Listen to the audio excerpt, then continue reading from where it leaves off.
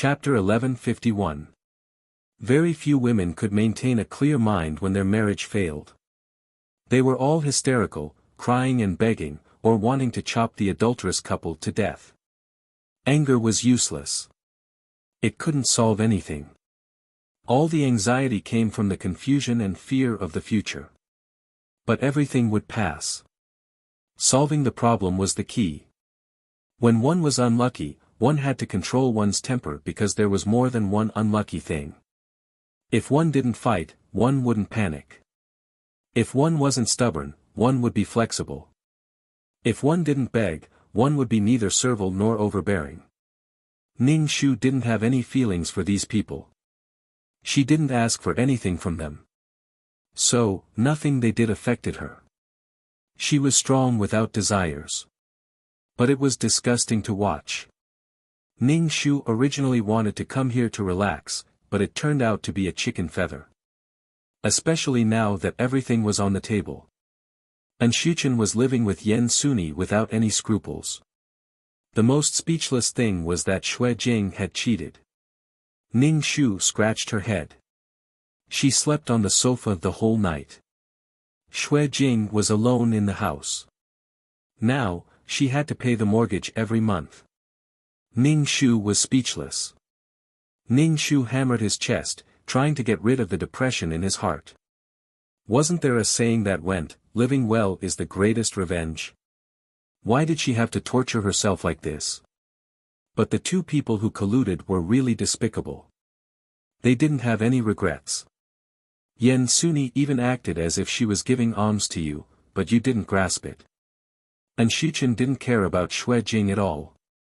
What did I owe you? Ning Shu felt that her worldview had been shattered into dumplings. Her worldview was constantly being reshaped. Compared to these people, Ning Shu felt that she was as pure as a little white rabbit in the forest. Ning Shu rubbed her stomach. She felt a little hungry. She got up and opened the fridge to see if there was anything to eat. The fridge was empty and dirty. It looked like it hadn't been cleaned for a long time. Ning Shu took out 2 packets of instant noodles. No matter what, she had to fill her stomach first. Ning Shu finished cooking the noodles and finished the large bowl of instant noodles in no time. While eating the noodles, Ning Shu was sweating all over. He felt very carefree. After eating and drinking to his heart's content, Ning Shu burped and sat cross-legged on the sofa, thinking about the current situation. The current situation was the worst-case scenario. And Shuchen would soon find out about her affair. There was also a man who had something on her, threatening her at every turn. There was also Yen Suni, the culprit who caused the tragedy of the original owner. Ning Shu's first impression was that Yen Suni's worldview was quite unique, and she never felt that she was wrong. The fault lies with others. Having different worldviews was really a terrible thing. Not to mention being friends, they couldn't even be enemies. She didn't know how the original owner got along with Yen Suni for over 20 years. Ning Shu supported her forehead with her hand. There were several terrible things to deal with. Which one should he deal with first? Forget it, I should cultivate first. Ning Shu cast a spell and set up a spirit gathering array in the room, gathering the surrounding spiritual energy. Ning Shu calmed down and cultivated. He couldn't be a burden if he wasn't feeling well. Ning Shu was cultivating when his phone rang. Ning Shu opened his eyes angrily. Because there was little spiritual energy in the modern world, Ning Shu cultivated for a while without any effect. Now that he was interrupted by the phone, he was furious. Ning Shu suppressed his irritation and picked up the phone on the coffee table. It was Wang Ku. Ning Shu stared at the name.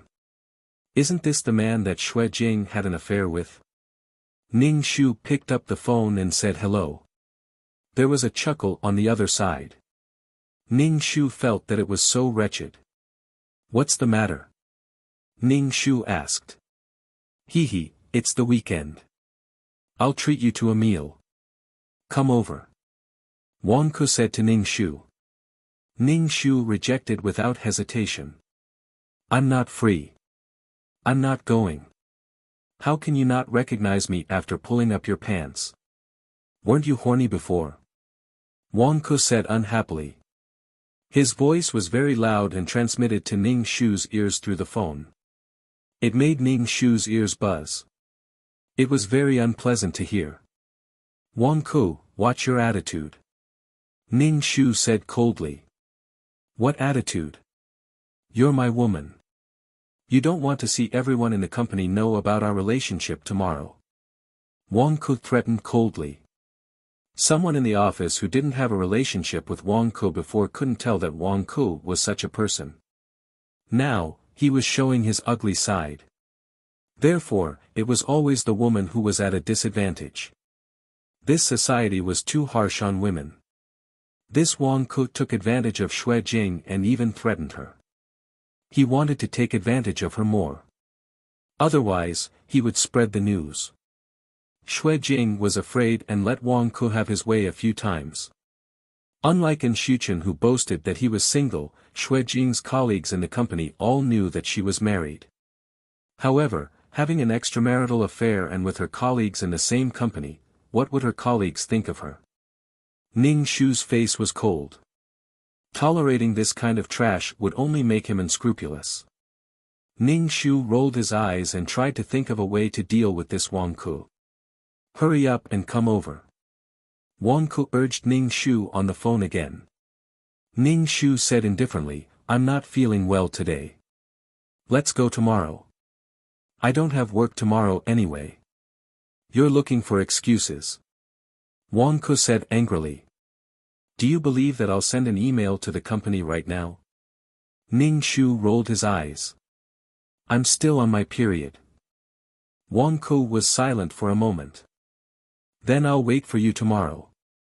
You have to find something remote. Do you understand? Ning Shu said to Wang Ke.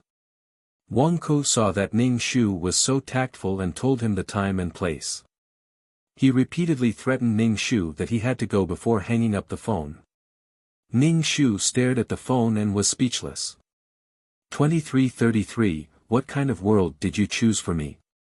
Ning Shu placed her phone on the coffee table. She tapped her fingers on her knees and got up from the sofa. After washing up, she put on a jacket and went out with her bag. Ning Shu went to the pharmacy to buy some wormwood and heaven blue and other herbs. He also bought a lot of things. He had to continue to live his life. He had to eat and drink enough to have the energy to do things. There was not much spiritual energy in the modern world, so he had to rely on the energy of food. Back home, Ning Shu began to process these herbs. He put them together to boil the medicine. Then he collected the steam from these herbs and slowly boiled the steam. Finally, he collected a small bottle of medicine. Ning Shu put the medicine in his bag and began to cultivate. No matter what, he had to have the power to protect himself. Otherwise, he could only be trampled on. Without the power to resist, everything was in vain. Ning Shu formed a hand seal and set up a spirit gathering array.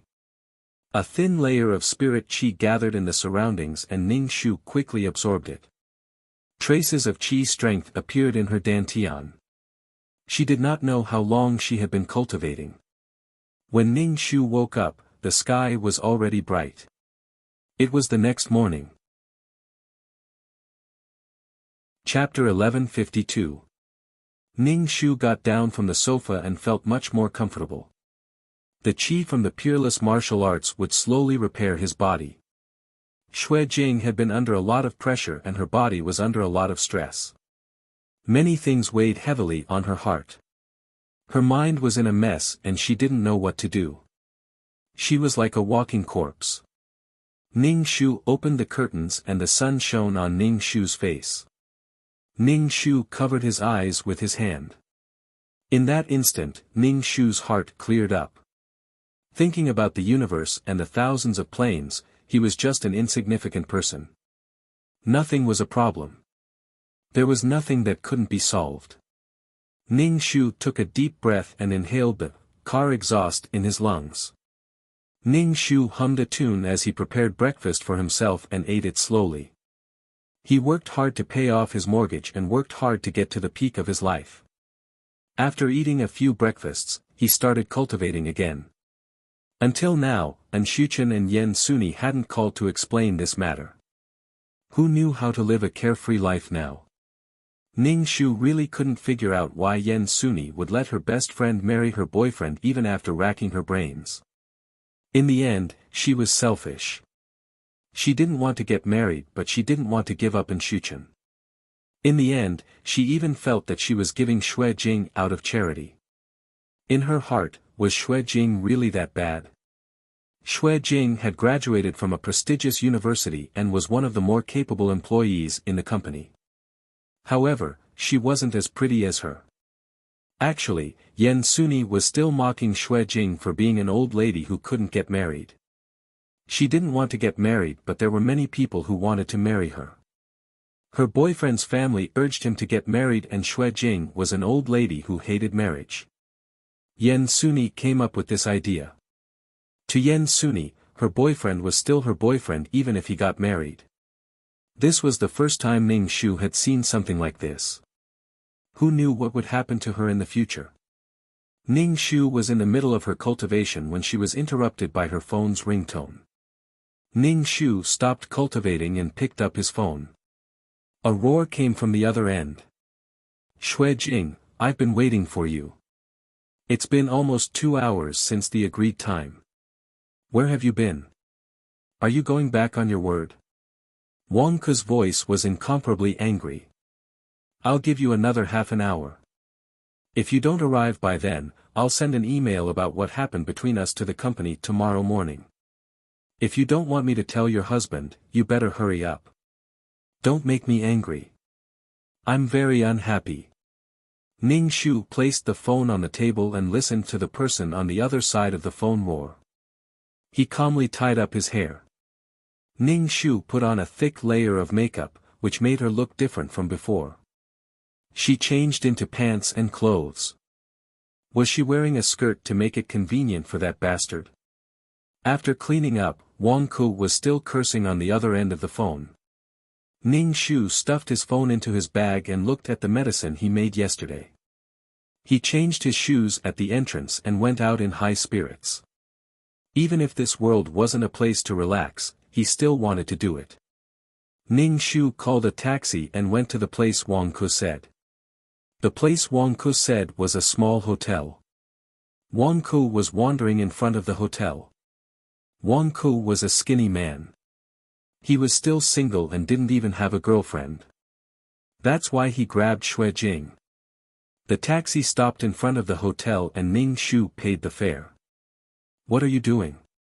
Do you know how long I've been waiting for you? Wang Ke came over to Ning Shu and said unhappily. Ning Shu turned to look at Wang Ke. Wang Ke was ordinary and not outstanding. He was just a small employee in the company. That's why no woman liked him. Although Xue Jing wasn't as pretty as Yen Suni, she was still a pretty woman who was pleasing to the eye. Wang Ke probably knew his condition, so he forced Xue Jing to have sex with him every time.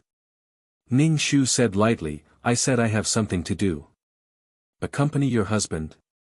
Don't forget that I also got your husband. I'm also your man.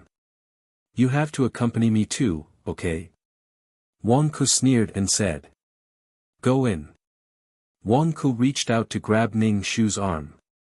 Ning Shu easily dodged. I can walk by myself. Wang Ke glanced at Ning Shu.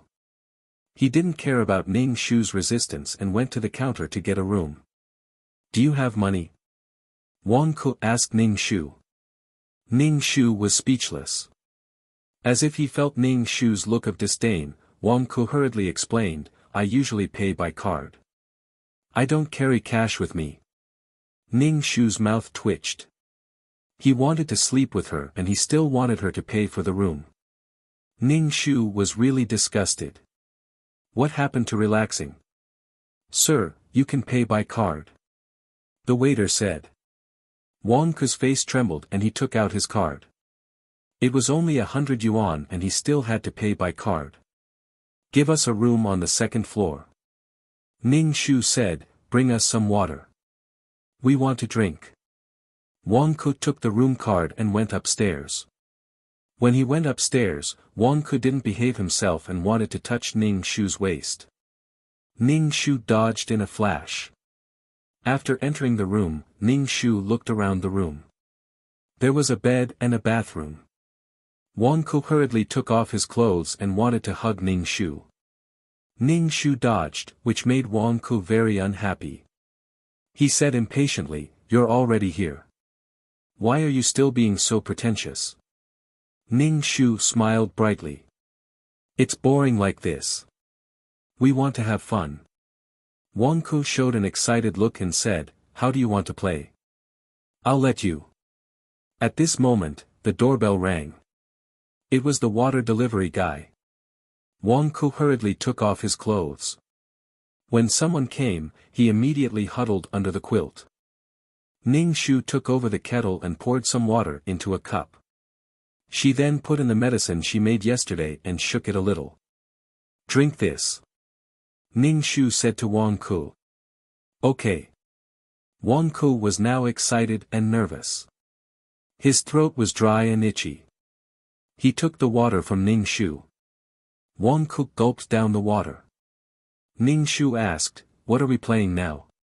Ning Shu smiled and said, don't worry. Let's play something exciting. Wang Ku shook his head. He looked a little tired. He raised his eyes and saw Ning Shu walking over.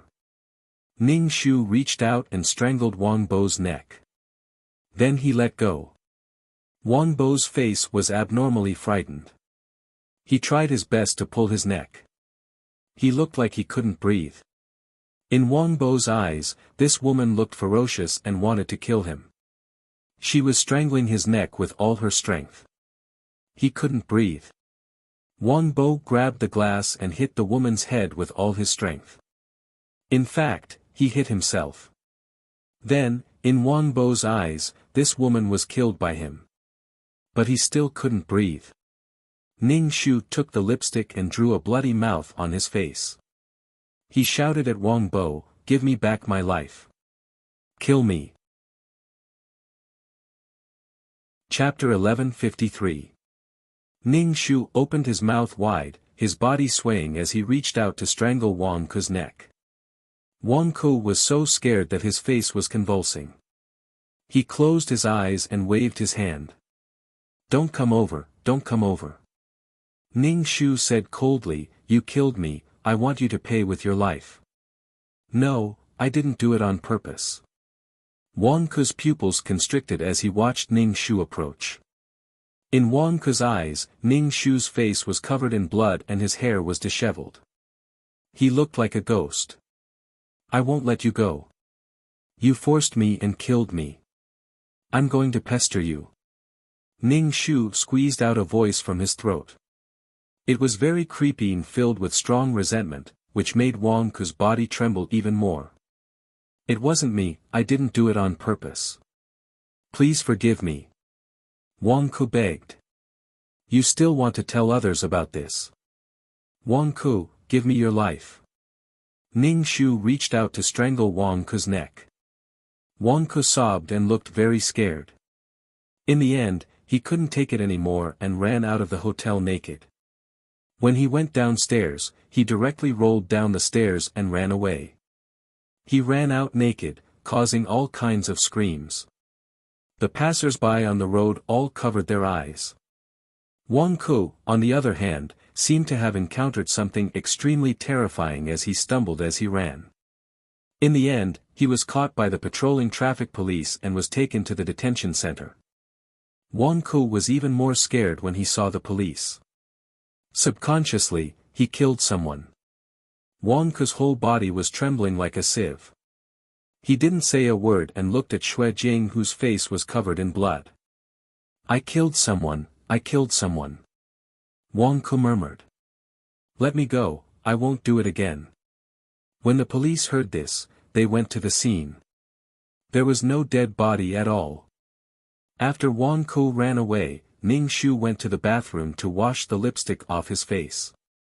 He took out a wide-brimmed hat from his bag and went out of the hotel. On Monday, Wang Ku didn't go to work. Ning Shu looked at Wang Ku's seat and smiled faintly. Lecherous thoughts, but not the guts. Don't you see how many people and ghosts are still in love? Just like ghosts, they're scared to this extent.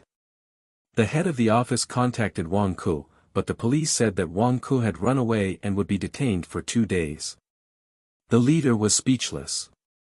Now, everyone in the company knew about Wang Ku's secret.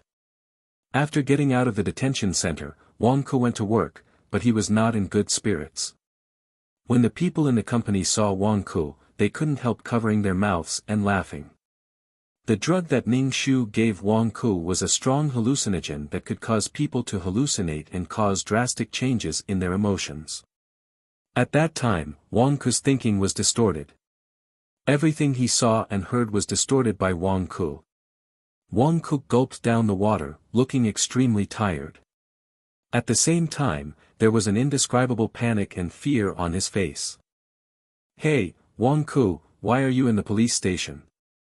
A male colleague stretched out his hand and patted Wang Ku's shoulder. Wang Ku was so scared that he fell from his chair and sat on the ground. The male colleague's hand stopped in midair. He looked at Wang Ku in surprise. "Are you okay? I just patted you lightly." Wang Ku panicked and got up from the ground. He pulled a chair and sat down. I'm doing performance art." "Performance art, you're really interesting." The male colleague couldn't help but say. The other female colleagues looked at Wang Ku's strange behavior. Ning Shu stood up and handed the folder to Wang Ku. He faintly said, "Take this document and print it." Wang Ku raised his head and stretched out his hand to take the document.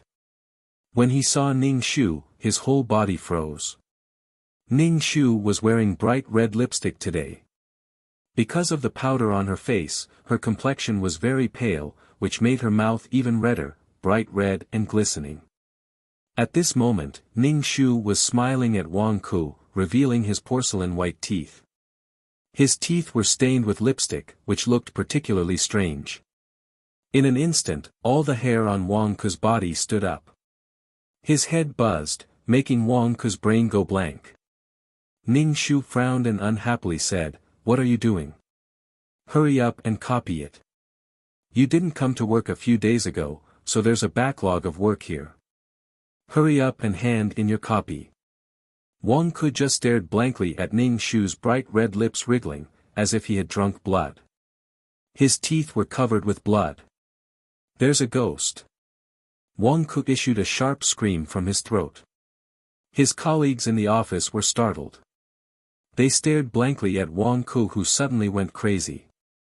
Wang Ku fell to the ground. He kept retreating with a look of fear. Ning Shu was also dumbfounded.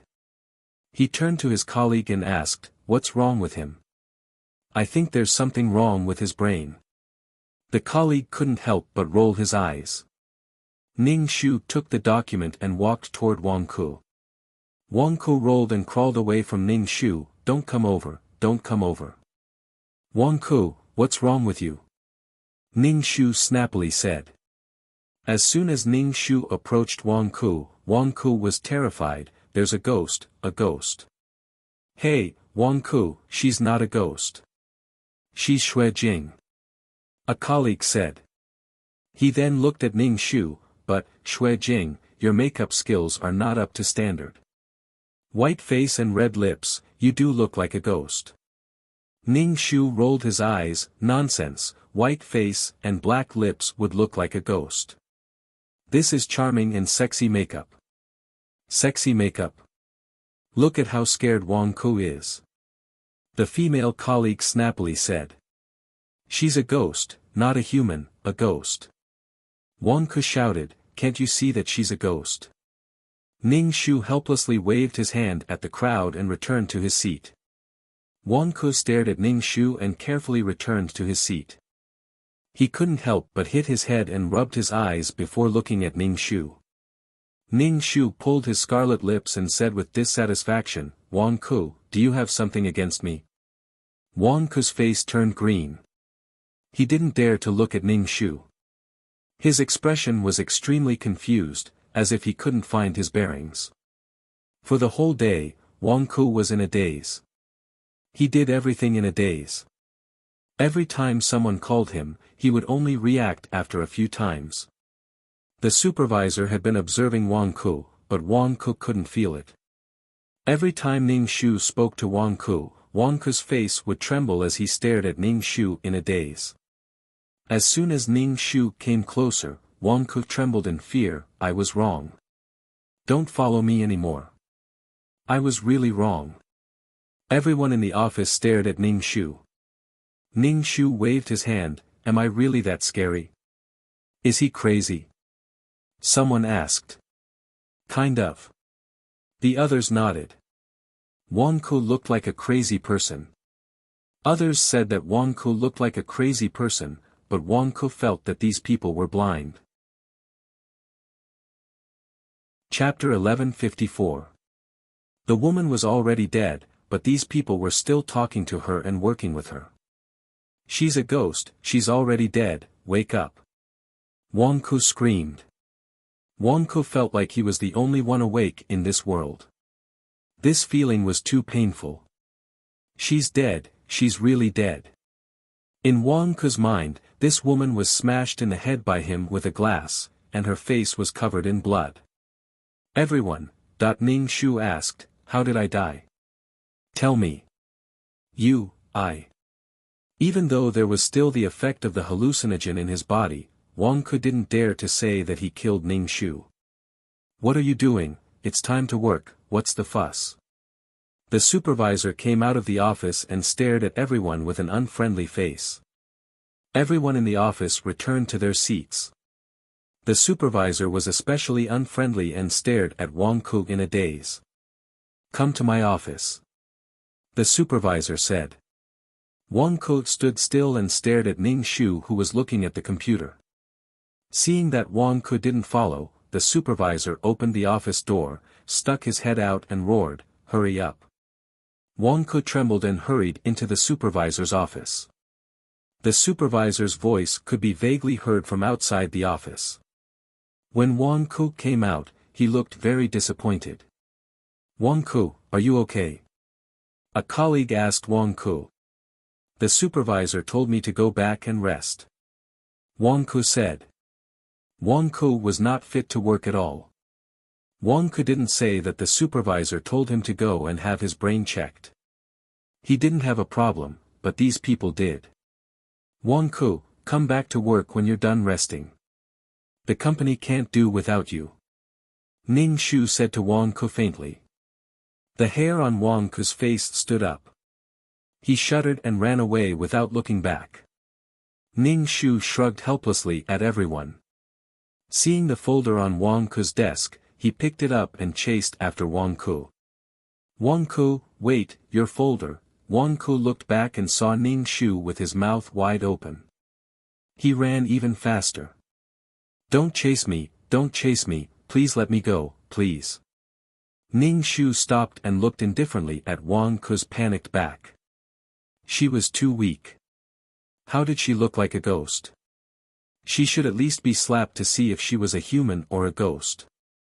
Ning Shu took Wang Ku's briefcase back to his office and threw it on Wang Ku's desk. Where's Wang Ku? You didn't give the bag to him? The female colleague sitting next to Ning Shu asked. He ran away. When he saw me, it was as if he had seen a ghost. Ning Shu said snappily. Then he began to work. After resting for a few days, Wang Ku came to the company to resign. The supervisor was not satisfied with Wang Ku in his heart. Wang Ku was the kind of employee in the office who had no taste for food and no taste for abandoning. On top of that, Wang Ku had been a little crazy recently, so he took the initiative to resign and didn't even have to pay him 3 months' salary. Therefore, the supervisor agreed without hesitation. Wang Ku packed his things and left. Ning Shu asked Wang Ku, do you have a problem with me? Why did you resign? Wang Ku's face turned green. He looked at Ning Shu with smoky makeup and dark circles under his eyes. What do you want? I don't want anything. Ning Shu dragged his words. Wang Ko hurriedly packed his things and ran away with the briefcase. Ning Shu heaved a long sigh of relief. So far, one of them had been dealt with. That bastard was scared to death. If Wang Ko still wanted to find trouble with her, she had a backup plan. The hallucinogen was very strong and had a certain effect on the central nervous system. If Wang Ko still wanted to pester her, then she would have to experience the same feeling again. After dealing with Wang Ko, there would be no danger of exposing her affair. The things that people did when they were angry were usually not the smartest. Don't make the wrong decision when you are angry. This decision was 100% wrong. Why did you have to use such a stupid way to take revenge? A man's pride couldn't stand a woman cheating on him. The premise was that the man cared about the woman. Did Enshuchen look like someone who cared about Xuejing? After settling this matter, the next thing was Enshuchen and Yen Suni's matter. How should he settle it? Ning Shu thought about it repeatedly in his mind. Speaking of which, it was quite tough. This family was basically controlled by Xuejing.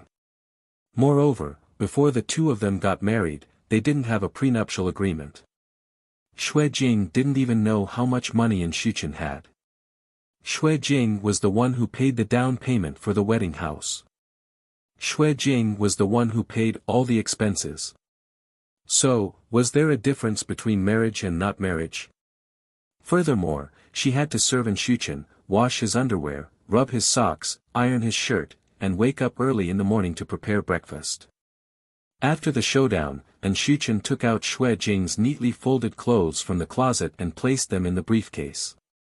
Then, he dragged the briefcase and left. Ning Shu cultivated until the next morning. After breakfast, he went to look for Enshuchen. Ning Shu arrived at Yen Suni's house and pressed the doorbell. Yen Suni opened the door. Her hair was loose and she was wearing a long t-shirt, revealing a pair of fair and slender legs. She was barefoot and her small pink toes were painted with red nail polish. Her feet looked especially good on the carpet. So beautiful. The model's figure was really not to be underestimated. She looked so good in a t-shirt. She looked good even when wrapped in curtains.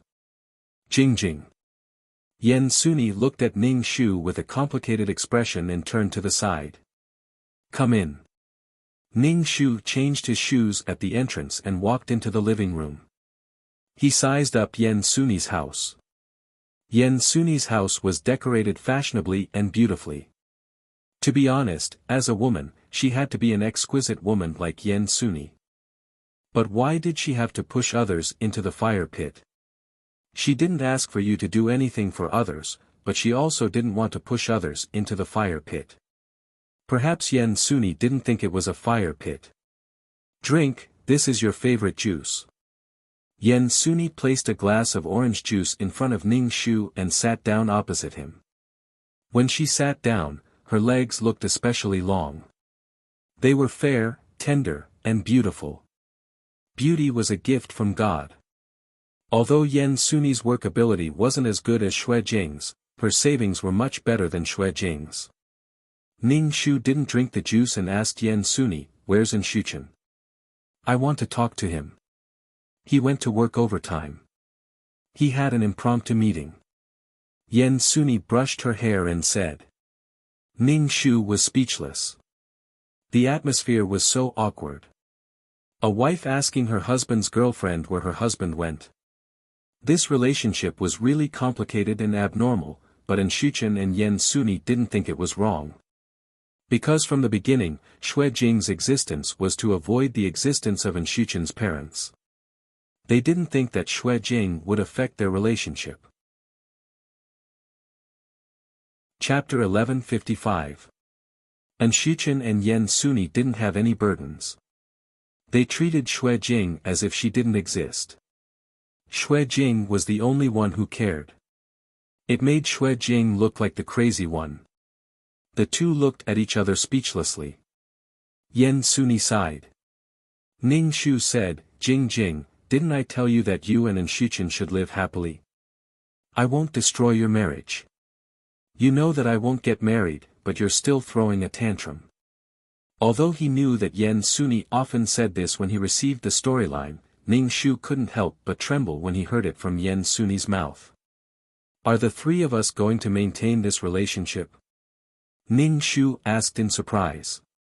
The problem is that I'm already married to Shuchen. Shuchen is already married. Marriage is a responsibility and a responsibility. He should bear the corresponding legal and moral obligations to his family and society. Ning Shu stared at Yen Suni. But Shuchen has already given you a marriage. Yen Suni looked helpless. She brushed her hair behind her ear. Jing, I don't know what you're upset about. Shuchen and I were originally a couple. I've already said countless times that I won't destroy your marriage. I won't, I definitely won't. Ning Shu, stop talking. I want to be alone. Don't you think that your relationship with Shuchen is immoral? Ning Shu couldn't help but ask. Ning Shu felt very tired. He felt like he couldn't communicate with her. Yen Suni felt that Ning Shu was being unreasonable, but Ning Shu felt that Yen Suni was fucking righteous. She was clearly using her good friend, but she still acted like she was doing charity. That was how she was acting now. Ning Shu was also shocked by Xiao Tianxuan's words. Immoral. From a certain point of view, marriage is immoral. It restricts one's freedom to pursue love. Who can guarantee that they will only love one person in their life? Everyone has the right to pursue happiness, Yen Suni said while looking at Ning Shu. Ning Shu rolled his eyes. Since you want to be a rapist, why did you enter besieged city in the first place? Since you're married, you should at least follow the contract and abide by the rules of the game. If you break the rules like this, then don't play anymore. If Shuchen was single, I wouldn't care if he played like this, Ning Shu said impatiently. Yen Suni pouted. Isn't it because Shuchen's parents are very sensitive? Ning Shu, damn, I'm completely speechless. What should I do? You don't want to get married, so you want me to marry him? Ning Shu really wanted to crack open Yen Suni's beautiful head to see what was inside. Aren't you in a hurry to get married? He's also in a hurry to get married. Perfect my ass. Ning Shu had never felt so powerless before. He didn't want to talk to her at all. He didn't want to talk, even if the original owner was an old leftover woman, it didn't mean that she would marry any man. Ning Shu picked up the fruit juice on the coffee table and drank it. After talking for a while, his mouth was dry. In the end, he was playing the lute to a cow. You say you're right, I say I'm right. They couldn't be together at all. Yen Suni reached out and held Ning Shu's hand. Ning Shu flung her hand away without thinking. Yen Suni looked a little stunned and a little sad. Jing, we grew up together and shared everything. You just have to live a good life with Shuchen. I can give Shuchen love, but I can't give him marriage. You two are going to be together forever. I'm only seizing the day and night. I don't ask for eternity. Yen Suni looked at Ning Shu. I hope that we won't think that this matter is estranged. Ning Shu's face was cold. Be a bitch. Ning Shu wasn't angry at all. He only felt powerless. It was an indescribable sense of powerlessness. Yen Suni didn't think that she was wrong. She couldn't even realize that she was wrong. How could you expect her to feel guilty? Instead, she felt that you were heartless, unrighteous, and unreasonable. Why are you here this time? Yen Suni changed the topic. Ning Shu passed the glass of fruit juice to Yen Suni. I'm very thirsty. Pour me another glass. Yen Suni was stunned and poured another glass. Ning Shu gulped it down and said, I'll wait for Shuchen to come back. Okay. Yen Suni agreed without hesitation. The two of them silently waited for Shuchen to come back. Yen Suni started to do yoga and exercise. Ning Shu sat cross-legged on the sofa and practiced his ultimate martial arts. And Xuchen only came back in the afternoon. He was wearing a well-ironed suit and was tall. He was also handsome. Ning Shu always felt that this plot should be about a city couple looking for love. The main characters were Yen Suni and Xuchen. After going around in circles, they finally got married. True love finally made the unmarried Yen Suni get married. When Xuchen saw Ning Shu, he didn't say anything and frowned. Yen Suni said to Xuchen first, "Talk nicely. Don't quarrel." Ning Shu was speechless. Ning Shu really couldn't get used to this strange relationship. Ning Shu's heart thumped. Husband, wife, mistress, this, and Xuchen put down his bag and tugged at his tie. Ning Shu asked, "Have you thought it through? Do you want to get a divorce?" "Xuchen, you can't get a divorce. If you get a divorce, how are you going to explain it to your parents?" "Jing just can't figure it out," Yen Suni said quickly. If the two of them got a divorce, she would be forced to get married as Xuchen's girlfriend. She would rather die than get married. Her soul was free. Marriage would only imprison her soul. A woman's beautiful life wasn't just about marriage. Yen Suni was a little afraid of marriage, but more than that, she didn't want to be tied down. This kind of marriage will hurt everyone.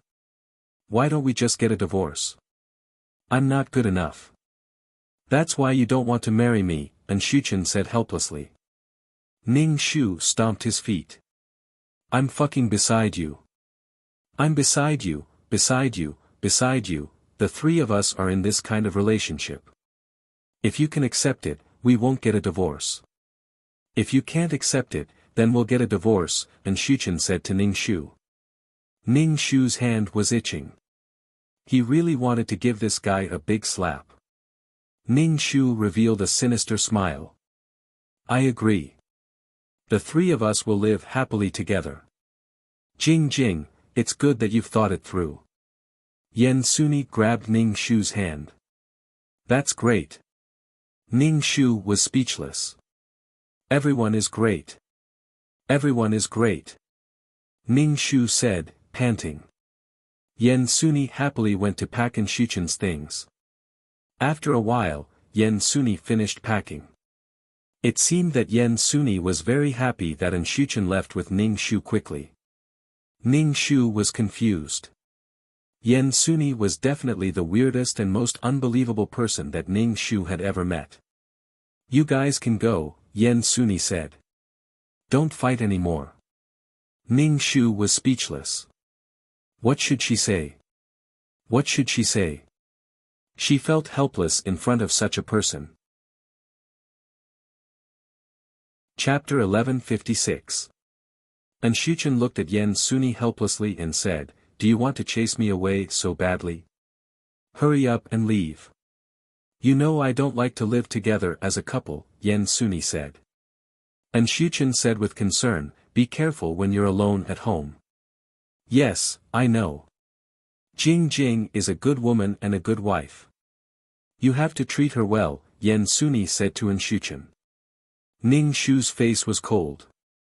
You can come over when you miss me. Ning Shu's face was still cold. Yen Suni said to Ning Shu, Jing, don't worry. I've never shared a bed with Xuchen. We sleep separately. Ning Shu's face was still cold. Love is beautiful and shouldn't be blasphemed by marriage. Think about it. The person you thought was beautiful in the past is now sleeping beside you, grinding his teeth, picking his nose, scratching his feet, and not even closing the door when he goes to the toilet. What a horrible thing it is. Waking up every morning to a greasy face and a stinky mouth is a disaster. All the beautiful things will be destroyed. Yen Suni reached out and hugged Ning Shu. Jing, I won't destroy your marriage. Ning Shu, I want to be alone. Hurry up and leave, Yen Suni let go of Ning Shu and said to Xuchen and Ning Shu. Yen Suni hugged Xuchen again. Hurry up and leave. And Shuchen kissed Yan Suni's face and left with his luggage. Seeing Ning Shu in a daze, he said coldly, "Let's go." "Coming," Ning Shu said with a sharp voice. Ning Shu even suspected that he was living in ancient times with multiple wives and concubines. He couldn't pick up his dick anymore. Ning Shu and Shuchen left Yan Suni's house. Ning Shu looked at Shuchen, who was holding his luggage in front of him. He had a good figure and the suit on his body gave off a sense of abstinence. So what if he looked good? He was just a jerk. How could he exhaust Xue Jing without any psychological burden? Ning Shu sat in the front passenger seat. Shuchen, who was driving, felt very handsome. A mature man had the charm of a mature man. Shuchen gave all his tolerance and consideration to Yan Suni. Yan Suni didn't want to get married, so Shuchen married Yan Suni's best friend. Really, both of them were weirdos, fighters among weirdos. Back at home, Shuchen passed the luggage to Ning Shu. Obviously, he wanted Ning Shu to hang up the clothes. Ning Shu pretended not to see it and said indifferently, "I'll go prepare dinner." Shuchen could only hang the clothes himself. When they came down, Ning Shu had already made 2 bowls of instant noodles. However, Ning Shu's bowl was bigger. Shuchen frowned. He pulled out a chair and sat across from Ning Shu. Staring at the instant noodles, he asked, "Just this?" "I'll make do with it. I've been eating like this recently. I haven't adjusted my mood yet." Ning Shu took a bite of the noodles. The slurping sound was a little loud, which made Shuchen frown again. Ning Shu said to Shuchen, "Let me tell you something. My company is laying off people. I paid the down payment, renovated the house, and bought furniture. I have no money left. Give me money." Shuchen frowned. "Why are you so vulgar? You talk about money the moment you open your mouth." Ning Shu was speechless. Damn, not only was Yan Suni living like a goddess, but so was Shuchen. No, Shuchen just didn't want to give her money. Damn, the instant noodles you're eating were bought by me. I'm so vulgar. I won't be able to pay the mortgage next month. Our names are on the property deed. I can't be the only one paying the mortgage. Ning Shu slurped the soup and burped. Although there's a lot of preservatives, the taste is pretty good. Shuchen looked away and asked, "You called me back to ask me for money, right?" Ning Shu was speechless. He was speechless. Look at Shuchen's aggrieved face. "Do you think I can't live without you? If we can't pay, we'll have to sleep on the streets." Ning Shu reached out his hand. "Since we're going to live together for the rest of our lives, we have to go through thick and thin together." Ning Shu smiled sinisterly. "The 3 of us will live happily together, forever, forever," Shuchen said calmly, "Actually, I don't want to marry you." "I know, but we're married now." Ning Shu reached out his hand. "Give me money." "But Yan Suni said you're a good woman." "I know. Give me money. I won't leave Yan Suni. If you can't accept it, we can get a divorce." "I know you can't leave her. The 3 of us can live happily together. Give me money." "How much?" Shuchen gritted his teeth. "Yan Suni never asks me for money." What Yan Suni wanted was a perfect love. The stink of money would only taint her love. 200,000, Ning Shu said calmly. Shuchen almost jumped up. "How much?" 200,000. "When we got married, I bought everything in this house. 200,000 isn't much." Ning Shu said unhappily, "This house has both our names written on it. You want to get the real estate certificate as soon as possible, don't you?" He was still paying off the mortgage and hadn't gotten the real estate certificate yet. Shuchen frowned and said, "I really don't like you being so calculative. I know you don't like it, but I still have to say it. Give me money. Give me money. Give me money. Give me money. Money, money, money. Why do you only care about money? And Shuchen's face was cold. If my name is on the real estate certificate, I can withdraw and let this house belong to you alone. Ning Shu was speechless. Ning Shu looked at Shuchen from the corner of his eyes. What do you mean? Go to the bank tomorrow. I don't want to be the owner of this house, Shuchen said. Ning Shu, fuck, you mean you want to transfer the house to me? Ning Shu stared at Shuchen in disbelief. In order to not give him money, he wanted her name to be on the real estate certificate. That's it. We'll go to the bank tomorrow. Shuchen made the final decision. Ning Shu shook his head. I've seen the world, but I still lose to you. Ning Shu was really convinced. Ning Shu's lips twitched as she smiled and said, as long as you're happy. Shuchen pushed the bowl away. I don't like instant noodles. With that, he stood up and walked into the room. Heh, you don't like instant noodles. Ning Shu directly threw the instant noodles away. Eat it or not, I'd rather throw it away than give it to you. Ning Shu tidied up the kitchen and heard the doorbell ring. Ning Shu opened the door and saw a delivery man with fast food in his hands. He didn't want instant noodles and ordered takeout. Wait here, Ning Shu said to the delivery man. Ning Shu didn't give him money. When Shuchen gave him money, he was very unhappy.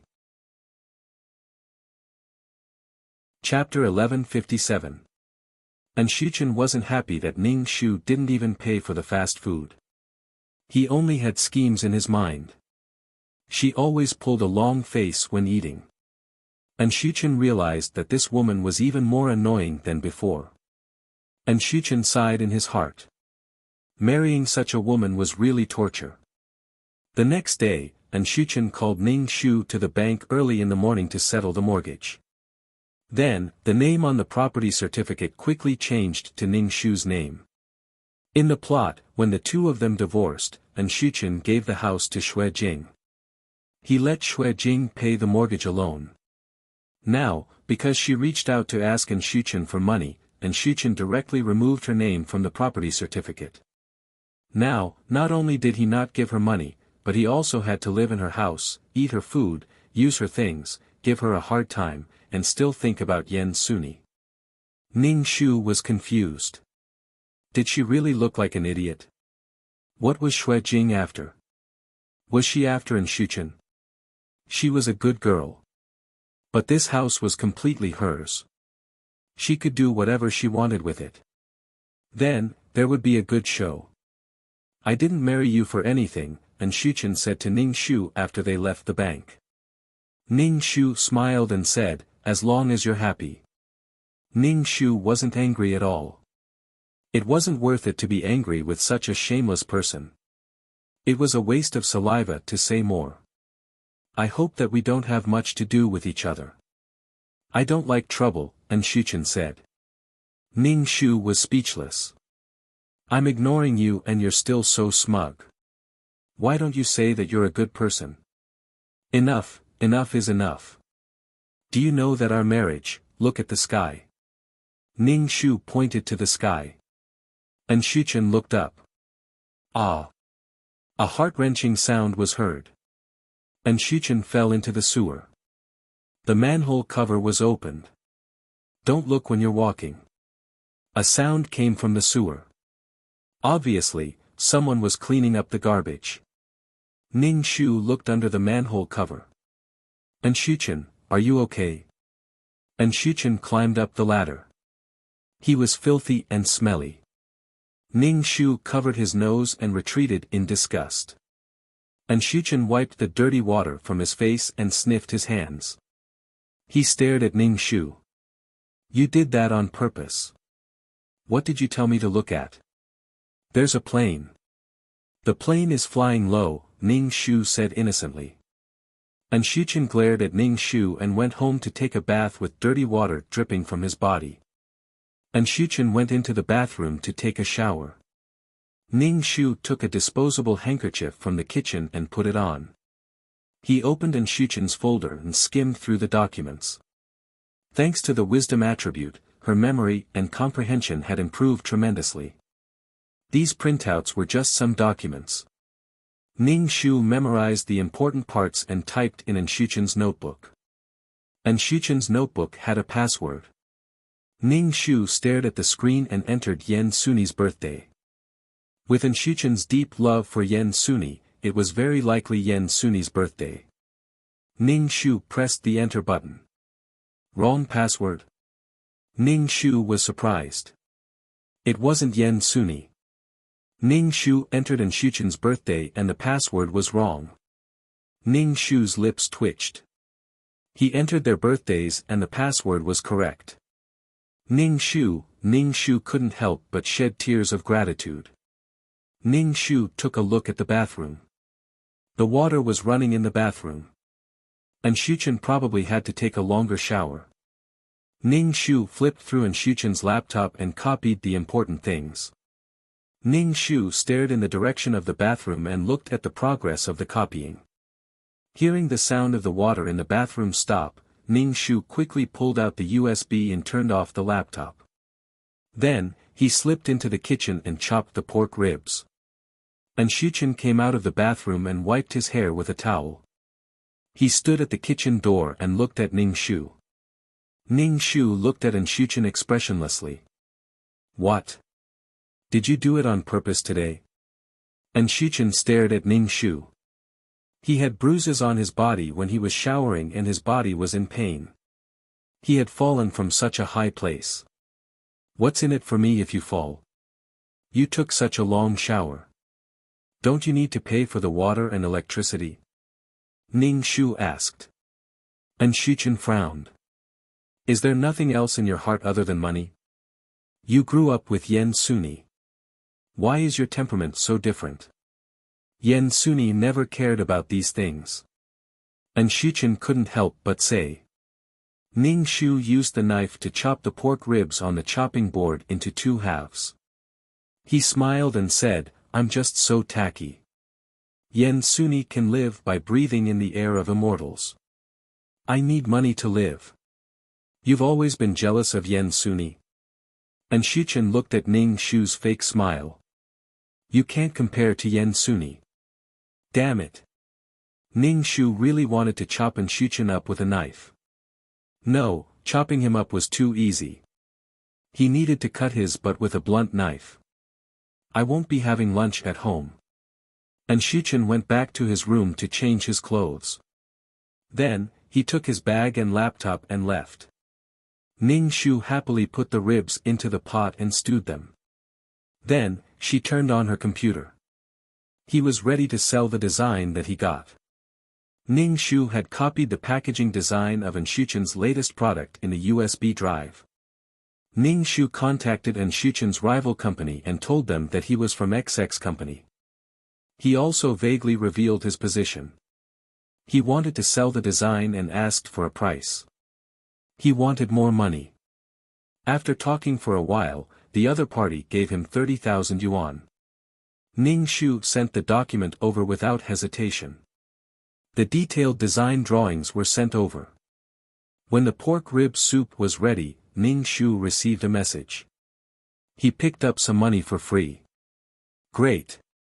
Ning Shu finished the entire pot of pork rib soup.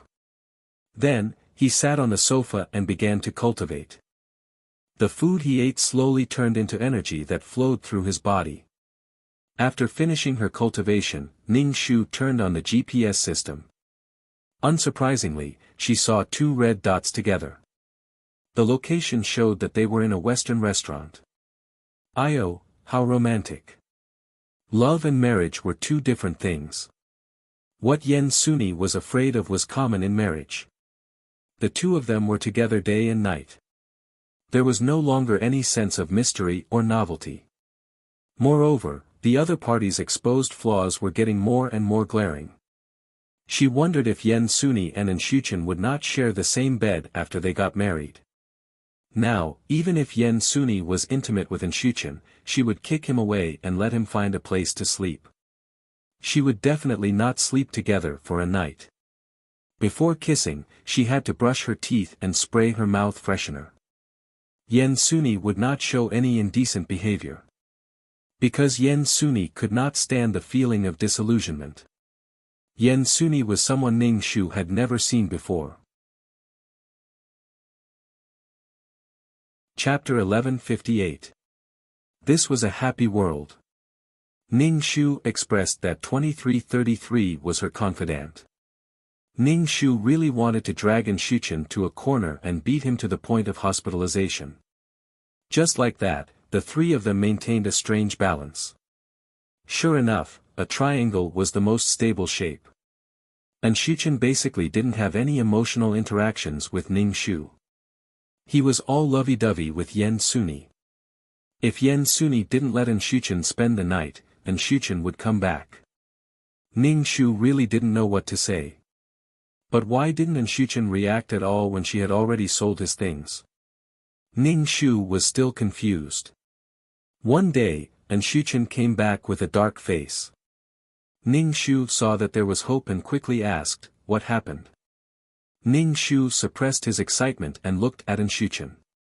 An Shuchen slammed his bag on the sofa and sat on it, rubbing his forehead. "What happened?" Ning Shu asked again. "Hurry up and tell me." An Shuchen sighed and said, "I was fired from the company." Ning Shu, applause, applause. "Why?" Ning Shu asked in surprise. "Even if you want to fire someone, there should be a reason." "What's the reason?" "They said I sold the company's secrets and the hard work of an entire department," An Shuchen said angrily. An Shuchen said angrily, "This is my blood, sweat, and tears. I would be crazy to do such a thing." Ning Shu didn't say anything. He looked at An Shuchen venting his anger. An Shuchen was almost 40 years old and it wasn't easy for him to climb to his current position.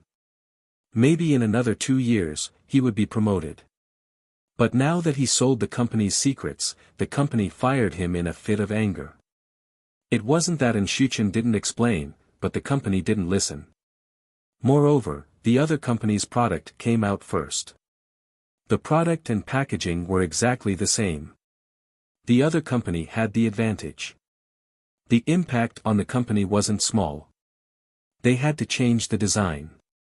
The product design and packaging design had to be changed too. They lost a lot of money unknowingly. Firing An Shuchen was already merciful. An Shuchen felt aggrieved. There were so many people in the company. How could they say that he was the one who leaked it? His superior didn't care about it and just pinned the blame on him. An Shuchen was about to explode from anger. He had worked hard for the company for so many years. Even if he didn't make any contributions, he had at least worked hard. How could he be fired so heartlessly? Ning Shu ignored the angry An Shuchen and continued to chop the ribs in the kitchen. An Shuchen felt uncomfortable, so he locked himself in the room and didn't come out even when it was time for dinner. Ning Shu finished the whole pot of pork rib soup alone. After a few days of torment, An Shuchen was finally reborn. He decided to start his own business and not be bullied by others. Ning Shu agreed with both hands. If you want connections, you have them. You also have the ability. How good would it be to be your own boss? After receiving Ning Shu's approval, An Shuchen heaved a sigh of relief. Then, Ning Shu asked again, "If you have the capital, what kind of business are you planning to do?" "I have saved some money over the years," An Shuchen said. Ning Shu, he knew this guy was rich, but he didn't know how much money he had. "Does Yen Suni know you want to start a business?" Ning Shu asked. "I didn't tell her. I didn't want her to worry," An Shuchen said. "I waited until the matter was almost settled before telling her." "Don't tell her either." An Shuchen picked up his chopsticks and started eating. "Aren't you guys in the same company? She should know that you were fired, right?" Ning Shu's mouth twitched. An Shuchen wanted to appear in front of Yen Suni with a successful image. He was afraid that Yen Suni would see him in such a sorry state. Everyone had low points. Since they were so in love, they would definitely help each other. He was afraid that Yen Suni wouldn't be able to stand the feeling of disillusionment. Then what kind of business do you want to start? It was difficult to succeed alone. Internet products, Anshuchen said. Ning Shu was confused. For example, internet video products. Ning Shu was still confused. For example, you won't understand even if I explain it to you. Anshuchen didn't want to explain it to Ning Shu. Ning Shu didn't care and asked, how much did you invest in the initial stage?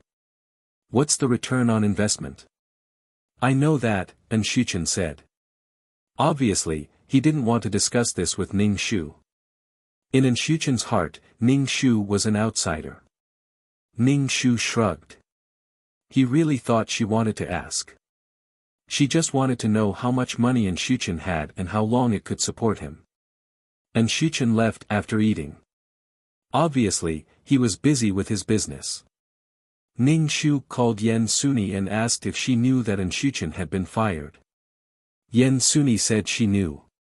She said that Anshuchen had leaked the company's design. Do you believe that Anshuchen did it? Ning Shu asked. Yen Suni just said, it doesn't matter if I believe it or not. It's already like this. Ning Shu suddenly had a feeling that Yen Suni was actually a public nuisance for being single.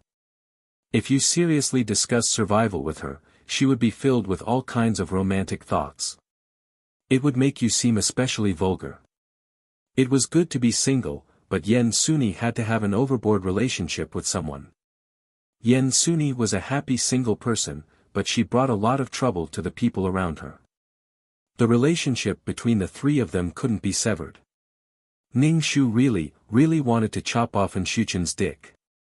Then, this twisted relationship would be solved. Anshuchen wants to start a business now. Money, do you have money? Lend me some. Anshuchen didn't want her to tell Yen Suni, so she wanted to tell Yen Suni. Yen Suni asked, what business does he want to start? Jing Jing, you know that I don't have much savings. I might not be able to help you, but if you need help, you can tell me, Yen Suni said. Ning Shu was speechless. Anshuchen is at the lowest point in his life. You should comfort him, Ning Shu said to Yen Suni. When he's with you, don't chase him away. Ning Shu felt that he was so virtuous. I know, Yen Suni said. You really don't have money.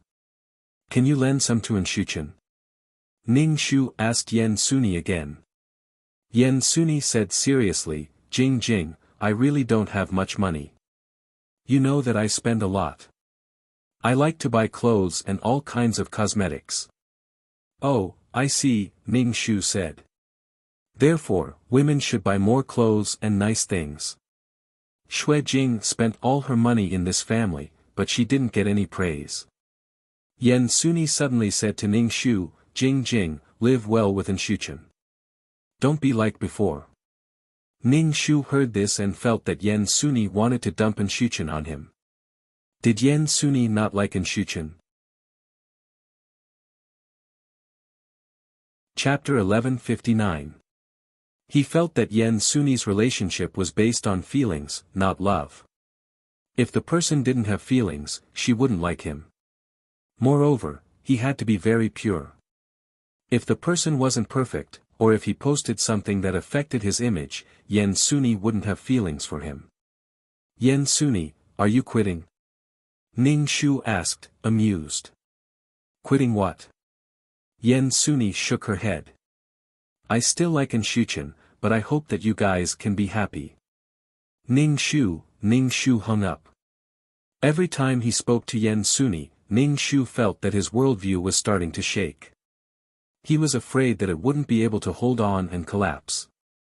Not long after he spoke to Yen Suni, Anshuchen called and scolded Ning Shu for telling Yen Suni about his business and even borrowing money from her. Anshuchen felt very awkward and embarrassed. He felt that Ning Shu had ruined his perfect image in Yen Suni's heart. Ning Shu hung up the phone without hesitation. Both of them were crazy. This kind of thing had already reached the point of nitpicking. According to Ning Shu's twisted view of love, being true to oneself was more important than anything else. It was to stay true to oneself, not to change oneself or pretend to be oneself. I'm just like this. Whether you like me or not, it's none of my business. Anshuchen and Yen Suni's relationship was to show their perfect side to the other party. Yen Suni probably didn't know that Anshuchen was very stingy and selfish. Perhaps he was very generous in front of Yen Suni. During this period of time, Anshuchen had been running around. Finally, his thing was completed. It was a video website with all kinds of videos, anime, TV series, movie news, live-action shows. Netizens could upload their own videos and complain. A website like this could gather a lot of traffic. This era was the internet era. Anshuchen could succeed in making a video website like this. However, the website was a little rough now, but the prototype was already out. Anshuchen was full of energy every day. He had invested a lot of manpower, resources, and money. However, Anshuchen's funds were a little tight. He even asked Ning Shu for a loan. Do you have any savings? Lend me some. Ning Shu faintly said, if I have money, I won't be unable to pay the mortgage. Go and borrow from Yen Suni. Anshuchen didn't say anything. It seemed that for the sake of self-esteem, he would not speak to Yen Suni. Why could he ask her for money so brazenly? Just because he didn't have to maintain his image in front of her. Anshuchen added, why don't we borrow some from your parents? Ning Shu was speechless. My parents don't have any money. When we got married, you didn't give my parents a single cent. I gave them some money. Even if my parents were to be torn apart, they wouldn't have any money, Ning Shu said with a cold face. Anshuchen frowned. Why are you so calculative? We're husband and wife. We're going to spend the rest of our lives together. What good will it do you if I fail? But can you make money without money? Ning Shu's face was full of helplessness. You can borrow some money from your parents. My parents don't have money either. Ning Shu was speechless. Then we have no choice but to get a loan from the bank. Anshuchen sighed and said, but what about the mortgage? Anshuchen glanced at Ning Shu. Ning Shu's heart skipped a beat, but he didn't say anything. Anshuchen said, use this house as a mortgage. Ning Shu was speechless. This black-hearted bastard. She had to pay the mortgage alone, and now she had to use this house as a mortgage. If Anshuchen's business failed and he couldn't pay the mortgage, this house would be used as a mortgage. She didn't have a house, so she had to continue paying the mortgage. Ning Shu faintly said, this house can't be used as a mortgage. I was still paying the mortgage, and it has to be a house that's 20 years old. This house was bought less than 2 years ago, so it can't be used as a mortgage. How do you know it can't be used as a mortgage? Anshuchen stared at Ning Shu. Are you unwilling? As long as the website stabilizes and there are profits, I'll definitely pay off the mortgage. I'll even help you pay off the rest of the mortgage. Ning Shu was speechless. I'd be a pig if I believed you. Anshuchen was painting such a big empty pie, so it meant that he was guilty. Ning Shu faintly said, even if you want to use it as a mortgage, it can't be used as a mortgage. It's not that I don't want to help you, but I can't. I want you to borrow money from Yen Suni, but you can't say it. If you can't, I'll do it. Ning Shu took out his phone. Anshuchen hurriedly stopped Ning Shu. No need, I'll think of a way myself. In the end, Anshuchen got the loan, and the mortgage was a house. Ning Shu was quite surprised. Where did this house come from? And the location of this house was quite good. Anshuchen was really good at hiding things. He clearly had something to use as a mortgage, but the first thing he thought of was to use this house as a mortgage. Where did you get the house? Ning Shu asked Anshuchen. And Shuchen said, that house actually belongs to my parents. My parents bought it a long time ago and were planning to retire in the future. Now, it can only be used as a mortgage. Ning Shu was speechless. Ning Shu didn't believe his parents at all. This house was definitely in Shuchen's. And Shuchen was almost 40 years old, so it wasn't surprising that he worked hard to buy a house. But Shuchen had never told Xue Jing about this. Xue Jing was the one who paid for the wedding house. Xue Jing was also the one who paid for the mortgage. She had never thought of using that house as a wedding house. Now that Ning Shu asked Shuchen for money, Shuchen said that she was calculative and only cared about money. What was Shuchen's behavior called? Cheating her into marriage was one thing, but he was also fucking a master. Why didn't you tell me that you had this house? Ning Shu stared at Shuchen. Shuchen said calmly, this house isn't mine at all. It belongs to my parents. I won't take my parents' things for myself. If it wasn't for the lack of cash flow, I wouldn't have used my parents' things as a mortgage. Ning Shu didn't want to listen to this person. Shuchen was the same as Yen Suni. They were both hypocritical and selfish people. Everyone was selfish, and it was instinctive to seek benefits and avoid harm. But he had never seen people like them. Who knew how thick-skinned the two of them were to want to maintain their chastity even after being a whore? They even praised him. Ning Shu was speechless. Ning Shu just said calmly, it's fine as long as I can get the loan.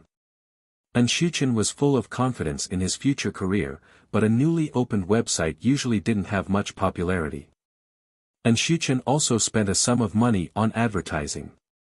After the website was successfully established, Shuchen asked Yen Suni to be the spokesperson for his website. Yen Suni was good-looking and had a good figure. Naturally, she was the most suitable candidate.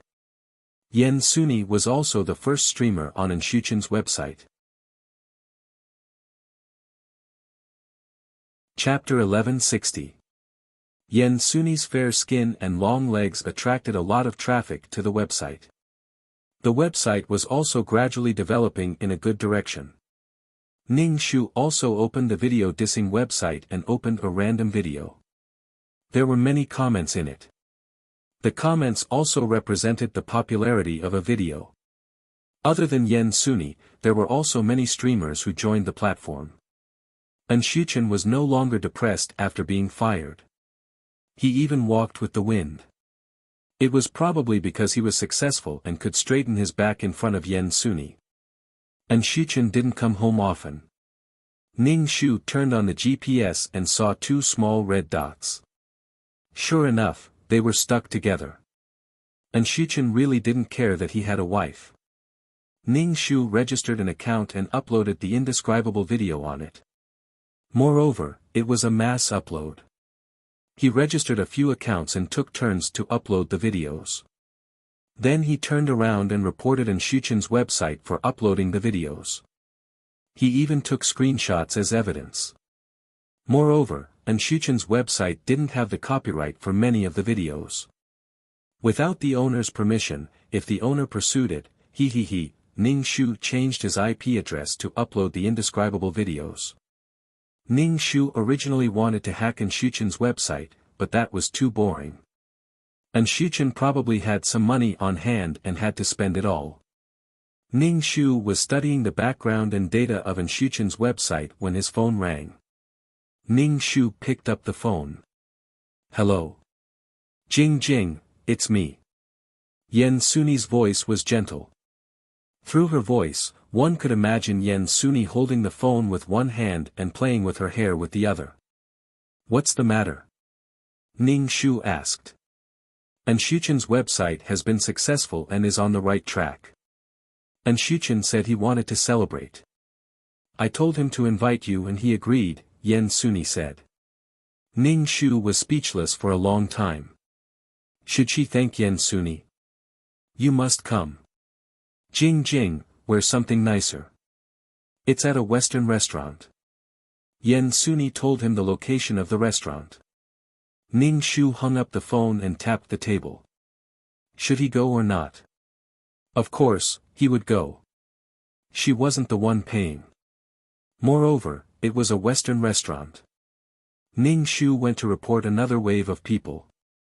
Then, he turned off the computer and looked for clothes to wear in the closet. She dressed herself up for the banquet. At the appointed time, Ning Shu took a taxi to the entrance of the Western restaurant. Anshuchen and Yen Suni were at the entrance of the Western restaurant. Yen Suni was holding Anshuchen's arm. Anshuchen was wearing a well-ironed suit, while Yen Suni was wearing a silver dress that outlined her beautiful curves. Yen Suni waved at Ning Shu, who was getting out of the car, with a smile on her face. Ning Shu was speechless. It was hard to describe what he was feeling right now. It was really deformed. Was the family of three really going to live happily like this? Ning Shu calmly walked over. Yen Suni looked at Ning Shu from head to toe. Ning Shu was wearing a red dress that reached her knees and a pair of high heels. Yen Suni smiled. Jing Jing, you're very beautiful today. Thank you. You look the same. Let's go in. Anshuchen turned and entered the restaurant. Ning Shu looked at the two of them holding hands. He felt that he was unnecessary. He was like a third wheel.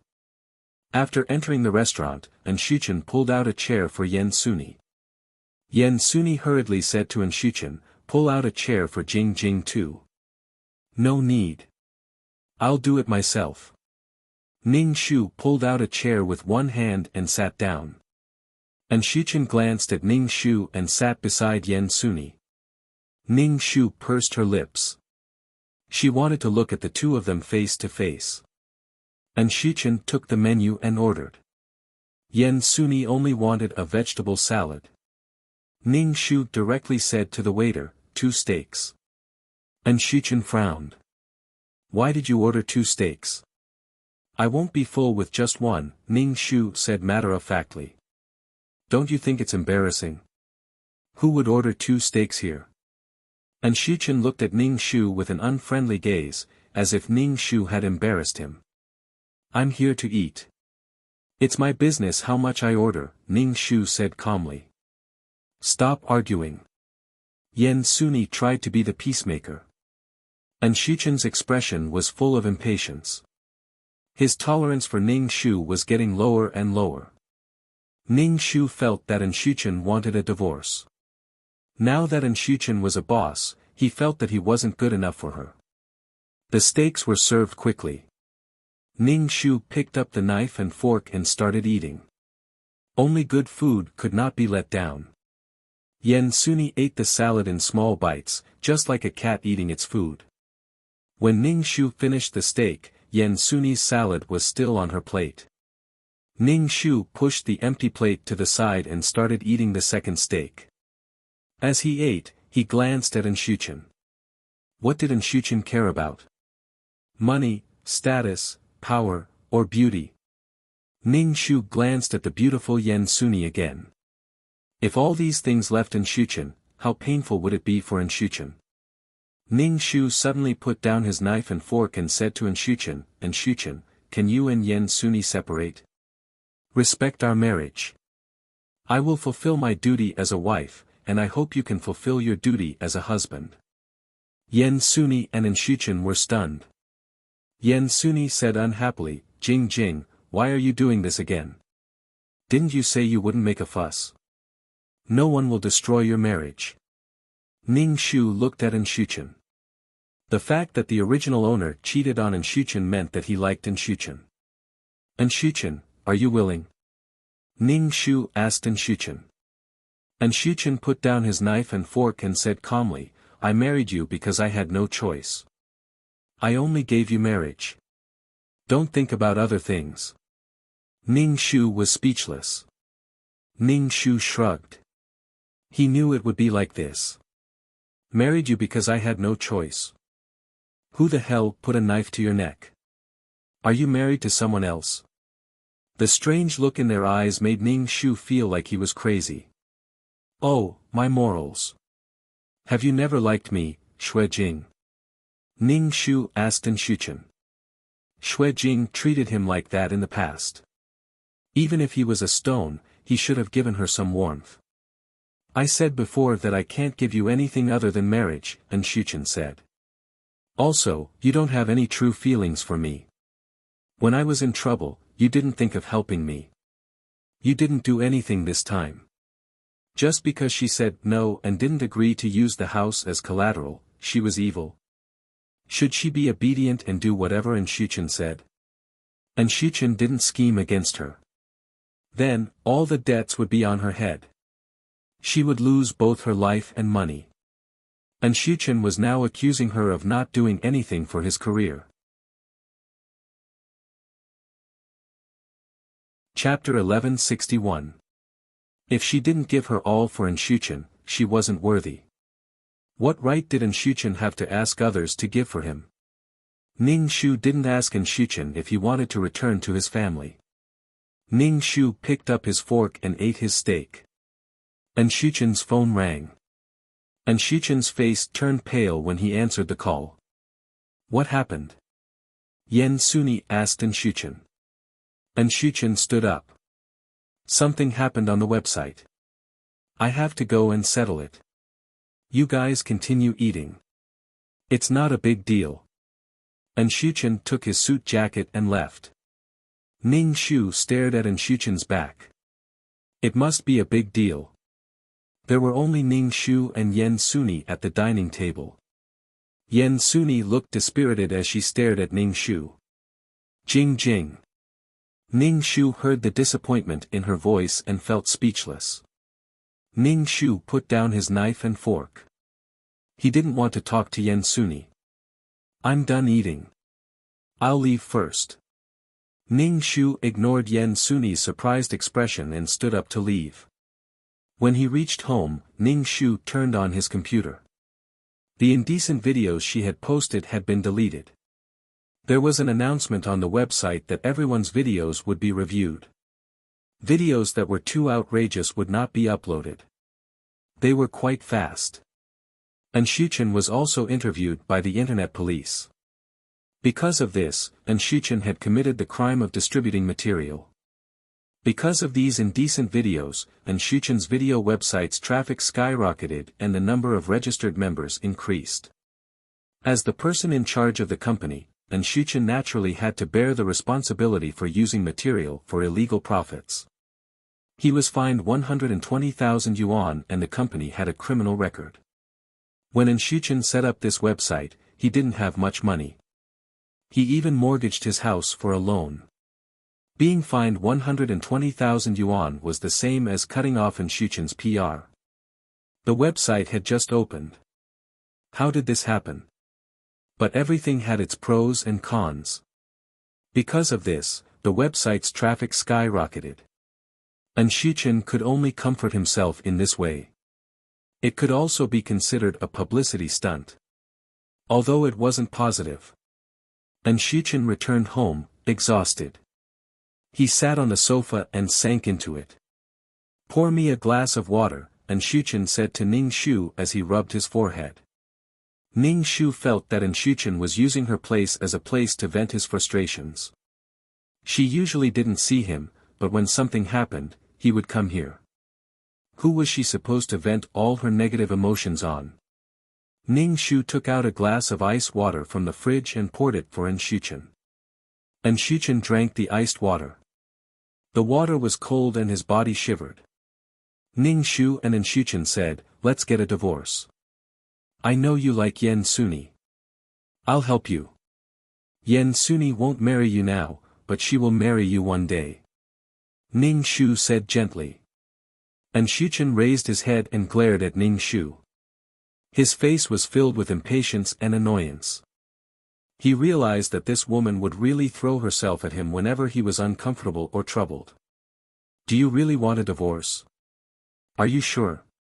Shuchen asked impatiently, Ning Shu said. Shuchen didn't think that the other party would divorce. He could even tolerate such things before, so how could he divorce? Ning Shu sneered and said, "If you don't want a divorce, then you have to break up with Yen Suni. If not, I'll divorce you. And Shichen glanced at Ning Shu. You know my relationship with Yen Suni. How can I break up with her? If Yen Suni hadn't said that they could break up if they got married, he wouldn't have married this woman. Now, she was asking him to break up with Yen Suni. How could he? Was she crazy? I don't care. I could tolerate it before, but I can't anymore. Ning Shu roared and grabbed Shichen's collar. Say it. Do you want me or her? Ning Shu's face was ferocious. And Shichen pulled Ning Shu's hand. Let go first. You're like a shrew. So what if I'm a shrew? You and Yen Suni lied to me together. Ning Shu sneered. You have to break up with Yen Suni today and live a good life with me. Otherwise, I'll cut off your penis. You're dreaming. And Shichen said in disgust. Divorce. Ning Shu's expression changed. He quickly let go of Shichen's collar and tidied up Shichen's crumpled collar. I was just joking. I don't want to divorce you. I don't ask for much. I just want you to break up with Yen Suni. Then, we can live a good life and have a child like a normal family, Ning Shu said. No. Since you want a divorce, then let's get a divorce. And Shichen seemed to have caught Ning Shu's weakness. Plus, with the incident on the website, Shichen had nowhere to vent his anger. When he returned home, he was threatened by this woman. Do you really think you're gold and diamond? Ning Shu's face was bitter. Don't be angry. I won't divorce you. Then I'll talk to Yen Suni and ask her not to ruin our marriage. Do you understand? It's always been you. You're the one who ruined my relationship with Yen Suni. Do you really think that you can ask me to do anything for you just because I'm married to you? And Shichen roared in a low voice. And Shichen vented his anger on Ning Shu. When he saw Ning Shu's dumbfounded expression, Shichen felt especially relieved. Ning Shu, how could he shout at Yen Suni if he had a temper, but in front of Yen Suni, he was the same. He was schizophrenic. Since you want a divorce, then let's get a divorce. And Shichen walked out of the door. And Shichen didn't want to live like this either. Let's go. And Shichen turned around and saw that Ning Shu wasn't moving. He dragged Ning Shu out of the door and pushed Ning Shu into the car without any explanation. Without giving Ning Shu a chance to speak, he drove to the Civil Affairs Bureau. And Shichen, shut up. It's the last minute. Can't you leave me alone? Ning Shu, I am Jingjing.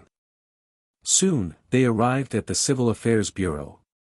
Both parties signed the papers and took photos. In about half an hour, the divorce certificate was out. Ning Shu heaved a long sigh of relief. They were finally divorced. Did he really think that she was willing to serve Shichen? Ning Shu hailed a taxi and went home. And Shichen came back soon after. Ning Shu looked at Shichen, who was standing in the living room. Get lost, and Shichen was stunned. What did you say? I told you to get lost. This is my house. What right do you have to come in? Give me back the keys and get lost. Otherwise, I'll call the police and say that you broke into my house with ill intentions. Ning Shu crossed his arms and raised his chin.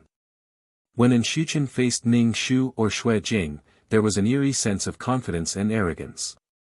He felt like this woman should be begging him for help. He was spoiled. Chapter 1162. They were already divorced, so Ning Shu was not going to tolerate Shichen's bullshit. Go and play with your true love. They were already divorced, so how could he follow her home? Get lost, and Shichen was probably still not used to Ning Shu's ruthlessness, so he stammered, what did you say? I told you to get lost. This is my house, and we are already divorced. Pack your things and get lost, Ning Shu said calmly. If you don't want me to throw you and your things out, then get lost, and Shuchen's face darkened. Fine, I'll leave. Don't regret it. Ning Shu rolled her eyes and sat on the sofa, picking up an apple and nibbling on it. And Shuchen packed his things and came out with his suitcase. He did not even look at Ning Shu and left with his things. After taking 2 steps, he stopped and took out his keys. Ning Shu threw them at him. Your keys. Ning Shu stretched out her hand and caught the key steadily. She looked at Shuchen indifferently. Shuchen snorted coldly and turned to leave arrogantly. However, he walked very slowly. He was probably waiting for Ning Shu to call him back, but before Ning Shu could say anything, he could only leave quickly with his suitcase. When he left, he even slammed the door, making a loud noise. Who are you venting your anger at? After Shuchen left, Ning Shu turned on his computer and posted information about buying a house on the internet. Ning Shu planned to sell the house so that Shuchen would not come over every few days. Shuchen always felt that Xue Jing loved him so much that she could not leave him. She was very stubborn. Less than a day after the divorce, Yan Suni called Ning Shu angrily and asked, "You really divorced Shuchen?" "Yes." Ning Shu said calmly, "And Shuchen always said that I ruined your relationship, so I'll fulfill your wish now." "What do you mean ruined? What if Shuchen's parents force me to marry him? What should I do?" Yan Suni was very annoyed. "Why did you suddenly divorce him? Did uncle and auntie agree to your divorce?" "Ah, Jing Jing, you can't be like this. You just left after the divorce." Yan Suni wailed over the phone. Ning Shu's mouth twitched. Who the hell knew how Yan Suni could say such things? She even said that she could just leave like that. Was she supposed to be a puppet wife, blocking knives and swords? Ning Shu hung up the phone without saying a word, so as not to affect his mood. In the past few days, Ning Shu had cleaned up the entire house, down to every nook and cranny. She even wiped the windows clean. He posted information about buying a house on the internet, and people came to look at the house. Actually, the location of the house that Xue Jing bought was not bad. Moreover, it was renovated and the furniture was new. Moreover, the decoration style was also quite good. At first glance, one could tell that it was a relatively high-class house. The only downside was that it was still a house with a mortgage. However, the real estate certificate was not in hand, so it was quite convenient to sell it. In the end, Ning Shu's house was sold by a young couple. Ning Shu counted with his fingers and made a little profit in the middle. Then, he sold the house without hesitation. After selling the house, Ning Shu rented a house with 1 bedroom and 1 living room. Ning Shu turned on the GPS and found that Shuchen had been staying in a hotel all this time. He did not stay with Yan Suni. The two of them probably had a conflict. Yan Suni would not sleep in the same bed as Shuchen. Moreover, Shuchen suddenly got a divorce, which made Yan Suni angry. He did not know what was wrong with Yan Suni. She said that she was a germaphobe, but she did not seem to be one. She was also not biologically germaphobe. She also did not wear a mask or spray disinfectant. She was also not a germaphobe. She let her boyfriend marry her best friend just because she did not want to get married. She was really sick. After getting a divorce and buying a house, Ning Shu spent a lot of time on work. Moreover, the company had a quota to study abroad. Ning Shu wanted to fight for it. Xue Jing had been working in this company since she graduated from university. Ning Shu had a chance to fight for this quota. The supervisor wanted to let an unmarried person go. He was young and did not care about his family. Ning Shu directly told the supervisor that he was divorced. He did not have a family to worry about. The supervisor thought about it for half a day and gave the quota to Ning Shu. Xue Jing was not weak at work and had been in the company for so many years. The study would start in 2 months. Therefore, Ning Shu had to think of a way to settle the matter between Anshuchen and Yen Suni within 2 months. Anshuchen wanted to do business. Then, he would make sure that his business could not be done. The mortgaged house would also become the bank's. How could Anshuchen, who had nothing, be with Yen Suni? Anshuchen, who was in dire straits, did not know if Yen Suni could still feel anything. Love was a kind of feeling, and this feeling could not withstand any kind of destruction. After work, Ning Shu made himself a sumptuous dinner. After eating, he tidied up. Then, he moved his arms and did some warm-up exercises. Then, he started to use the computer. Ning Shu started to attack Anshuchen's video website. Anshuchen's website was still in its infancy. There were not many employees. There was only 1 technician and 2 programmers. Moreover, there were so many users watching videos online. It was easy to attack. Ning Shu directly attacked the website server. After working for nearly 2 hours, the website was finally paralyzed. Many people were watching videos when they suddenly froze. When they refreshed the page again, the website would not open. It was the same for live streams. They were watching a beautiful and handsome man's live stream when they suddenly disappeared. They could not open the website at all. Although there were technicians to save them, the server could not be restored in a short time. Ning Shu moved his stiff neck and did not continue to attack. It was enough to keep them busy for a while. Anshuchen saw that his website was in a mess. He wanted to destroy the world. Why was it so hard to do business? After half a day, the website finally returned to normal. However, many netizens complained. Anshuchen had no choice. He could only hire a maintenance technician to prevent the website from breaking down again. This time, he had already lost a portion of his users. He did not earn much money. However, Anshuchen had a bad feeling about the investment. But now, he could not back down. He had invested so much in the early stage. If he withdrew, he would not earn any money. He still owed the bank a few $100,000. He also had contracted streamers. These were all money-burning things. Therefore, Anshuchen could only persevere. He was counting on this website to earn some money. Otherwise, he would lose his house. He would lose everything. Anshuchen's heart was heavy. He did not want to stay in a hotel. It cost a lot to stay in a hotel. This was a crucial time.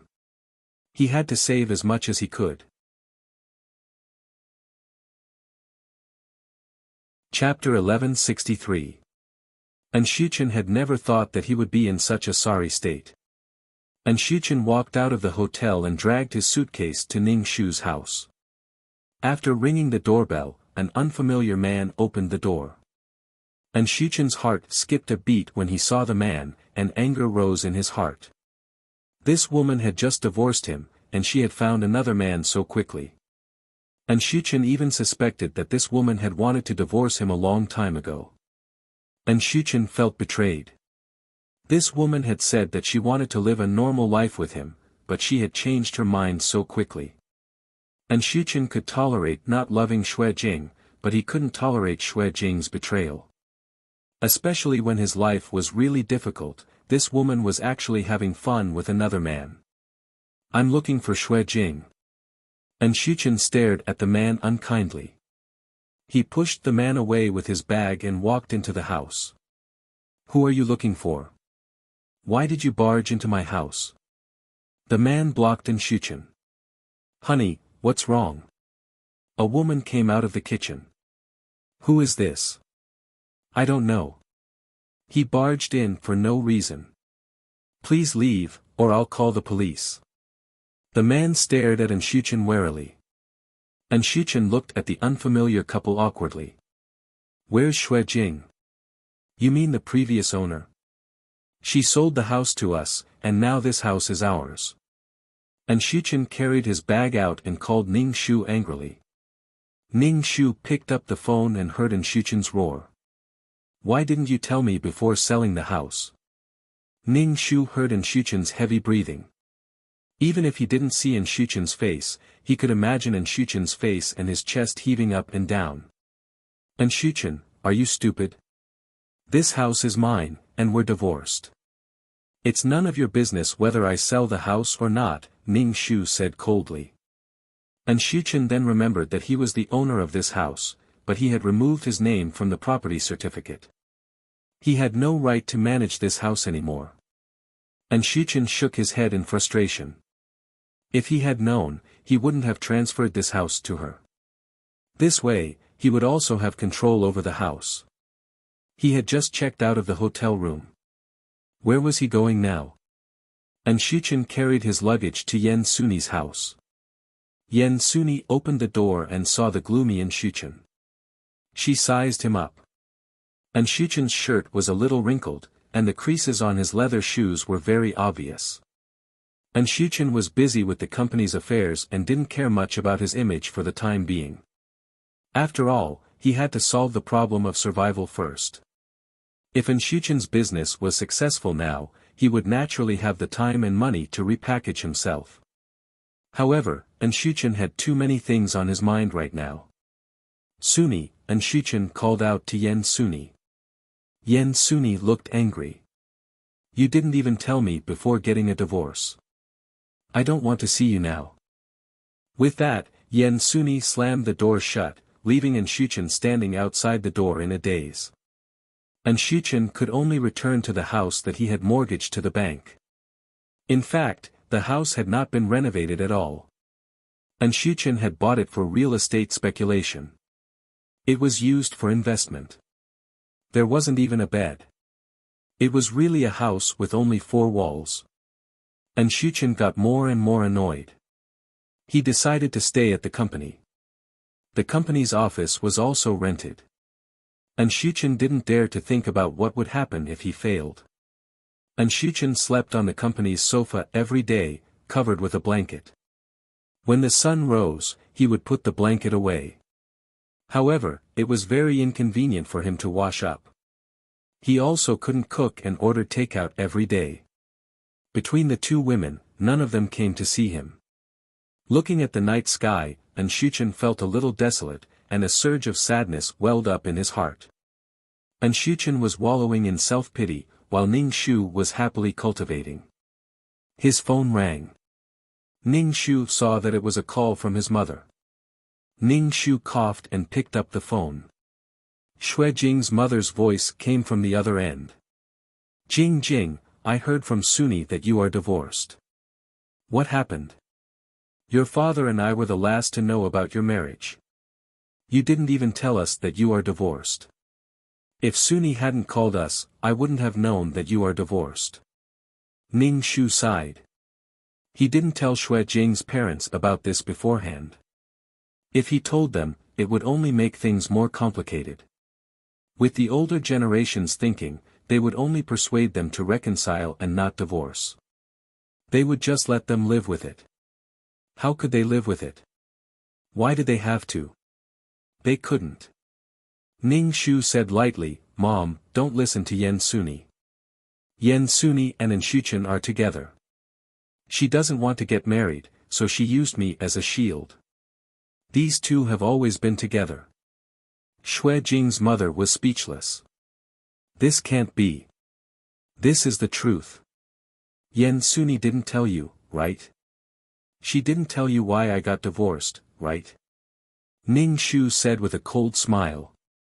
This girl, how could she do this? You are neighbors after all. You grew up together. Xue Jing's mother was very angry. Mom, you don't have to worry about this. I will take care of it. Don't worry, I am fine. Ning Shu said calmly, after getting rid of them, your daughter, will have a better future. After some time, I will be going abroad to further my studies. You must take good care of yourselves. I will send you some money later. Keep it for yourself. Your father and I are doing well. We have money to spend. Bring more money with you and come back before you go abroad. Okay. Ning Shu hung up and stared at the phone. Yan Suni was really shameless. She actually called Xue Jing's parents to complain. Did she want her to remarry Shuchen? What kind of weirdo was this? Ning Shu was angry and unhappy. He picked up the computer on the coffee table and wanted to torture Shuchen. Ning Shu started to attack the website server.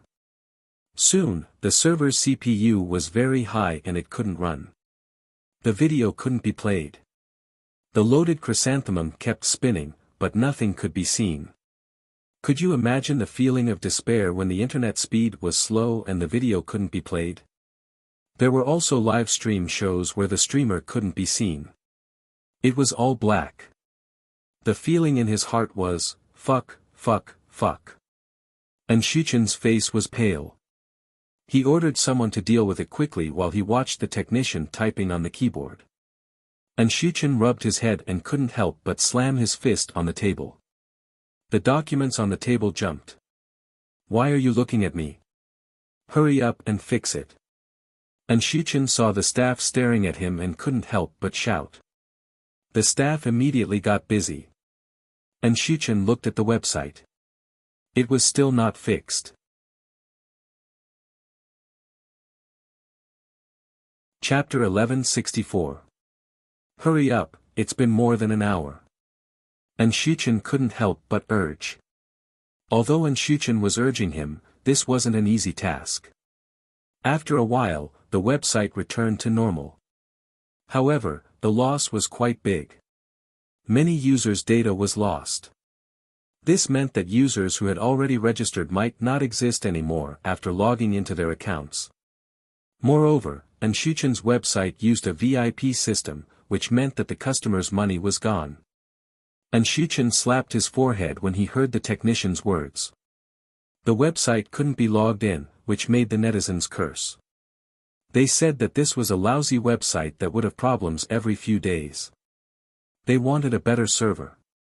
They all complained that their accounts were gone and that they had charged so much money. Seeing that a riot was about to break out, some people even complained that Shuchen was cheating them of their money. Shuchen had no choice but to get people to provide their accounts and passwords. Then, he would return the accounts to them. However, there were some people who wanted to fish in troubled waters. They provided fake accounts and became VIPs. However, Shuchen didn't get a single cent. Instead, he lost money. Shuchen lost his temper because of this. He had already hired these technicians to maintain the website, but it still had problems. Shuchen was under a lot of pressure. He lost a lot of weight and looked dispirited. His face was yellow. No matter what, he had to persevere. After 2 major attacks, Ning Shu wasn't so brazen anymore. What if Shuchen called the police? Her hacking skills couldn't be compared to those heaven-defying people. She had to study hard. Ning Shu only infiltrated silently. She wouldn't paralyze the website. She would only slow down the website and slow down the response. She wouldn't even be able to watch videos smoothly. This way, Shuchen's website would slowly lose users. Other than attacking Shuchen's website, Ning Shu also started to prepare to go abroad. She definitely had to study and improve herself so that she could be promoted to a higher position in the future. Although she was frustrated in love, she had to be successful in her career.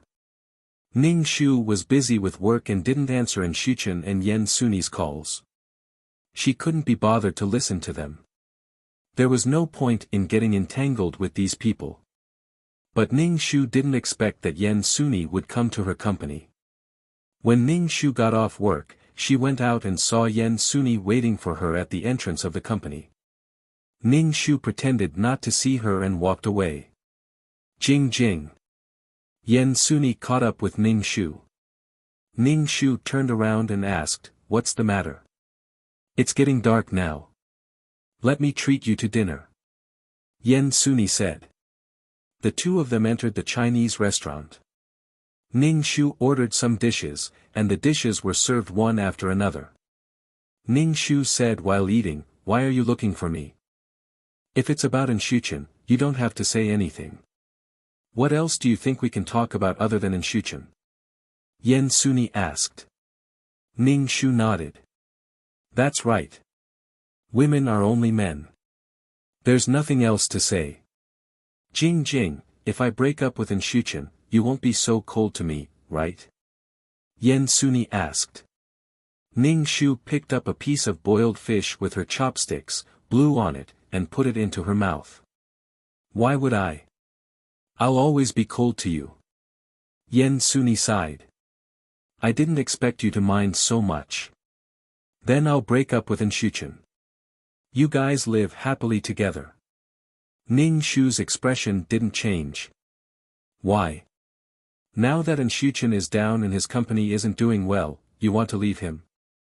Aren't you guys in true love? Ning Shu said as she ate.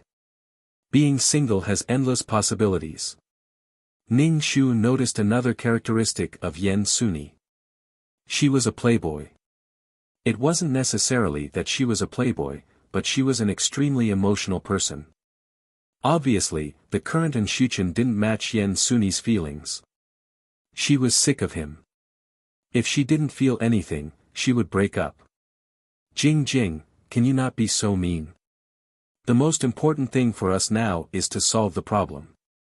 Solve the problem between the three of us, Yen Suni said helplessly. Ning Shu blinked. I'm being mean. The problem has been solved perfectly. I'm divorced to fulfill your true love. How else do you want to solve it? Yen Suni, don't push your luck, Ning Shu said coldly. Yen Suni was about to speak when her phone rang. Yen Suni picked up her phone and glanced at Ning Shu. She walked out of the private room to answer the call. As Ning Shu ate, she pricked up her ears to listen to what Yen Suni was saying. About 7 or 8 minutes later, Yen Suni came in. Her face was slightly flushed, and with her thick and curly hair, she was very beautiful. Ning Shu narrowed his eyes and stared at Yen Suni. Yen Suni felt a little uncomfortable under Ning Shu's gaze, so she picked up her chopsticks and ate. However, Ning Shu finished most of the food on the table. Yen Suni raised her chopsticks and spun around before putting them down. Ning Shu suspected that Yen Suni already had a new boyfriend. Otherwise, why would she call him behind his back? Ning Shu asked casually, was it Enshuchen who called just now? Yen Suni froze for a moment and shook her head. It's about work. Indeed, it wasn't Enshuchen who called. If it was about work, then it obviously wasn't about work. Enshuchen might have been cheated on. Yen Suni cheated on him, and so did Shui Jing. If he wanted to live, he had to be cheated on. Why did Enshuchen have to drag two women down? Jing Jing, I rarely contact Enshuchen now. I will slowly break up with him. Maybe I won't appear in your life anymore. Will you not hate me then? Yen Suni stared at Ning Shu.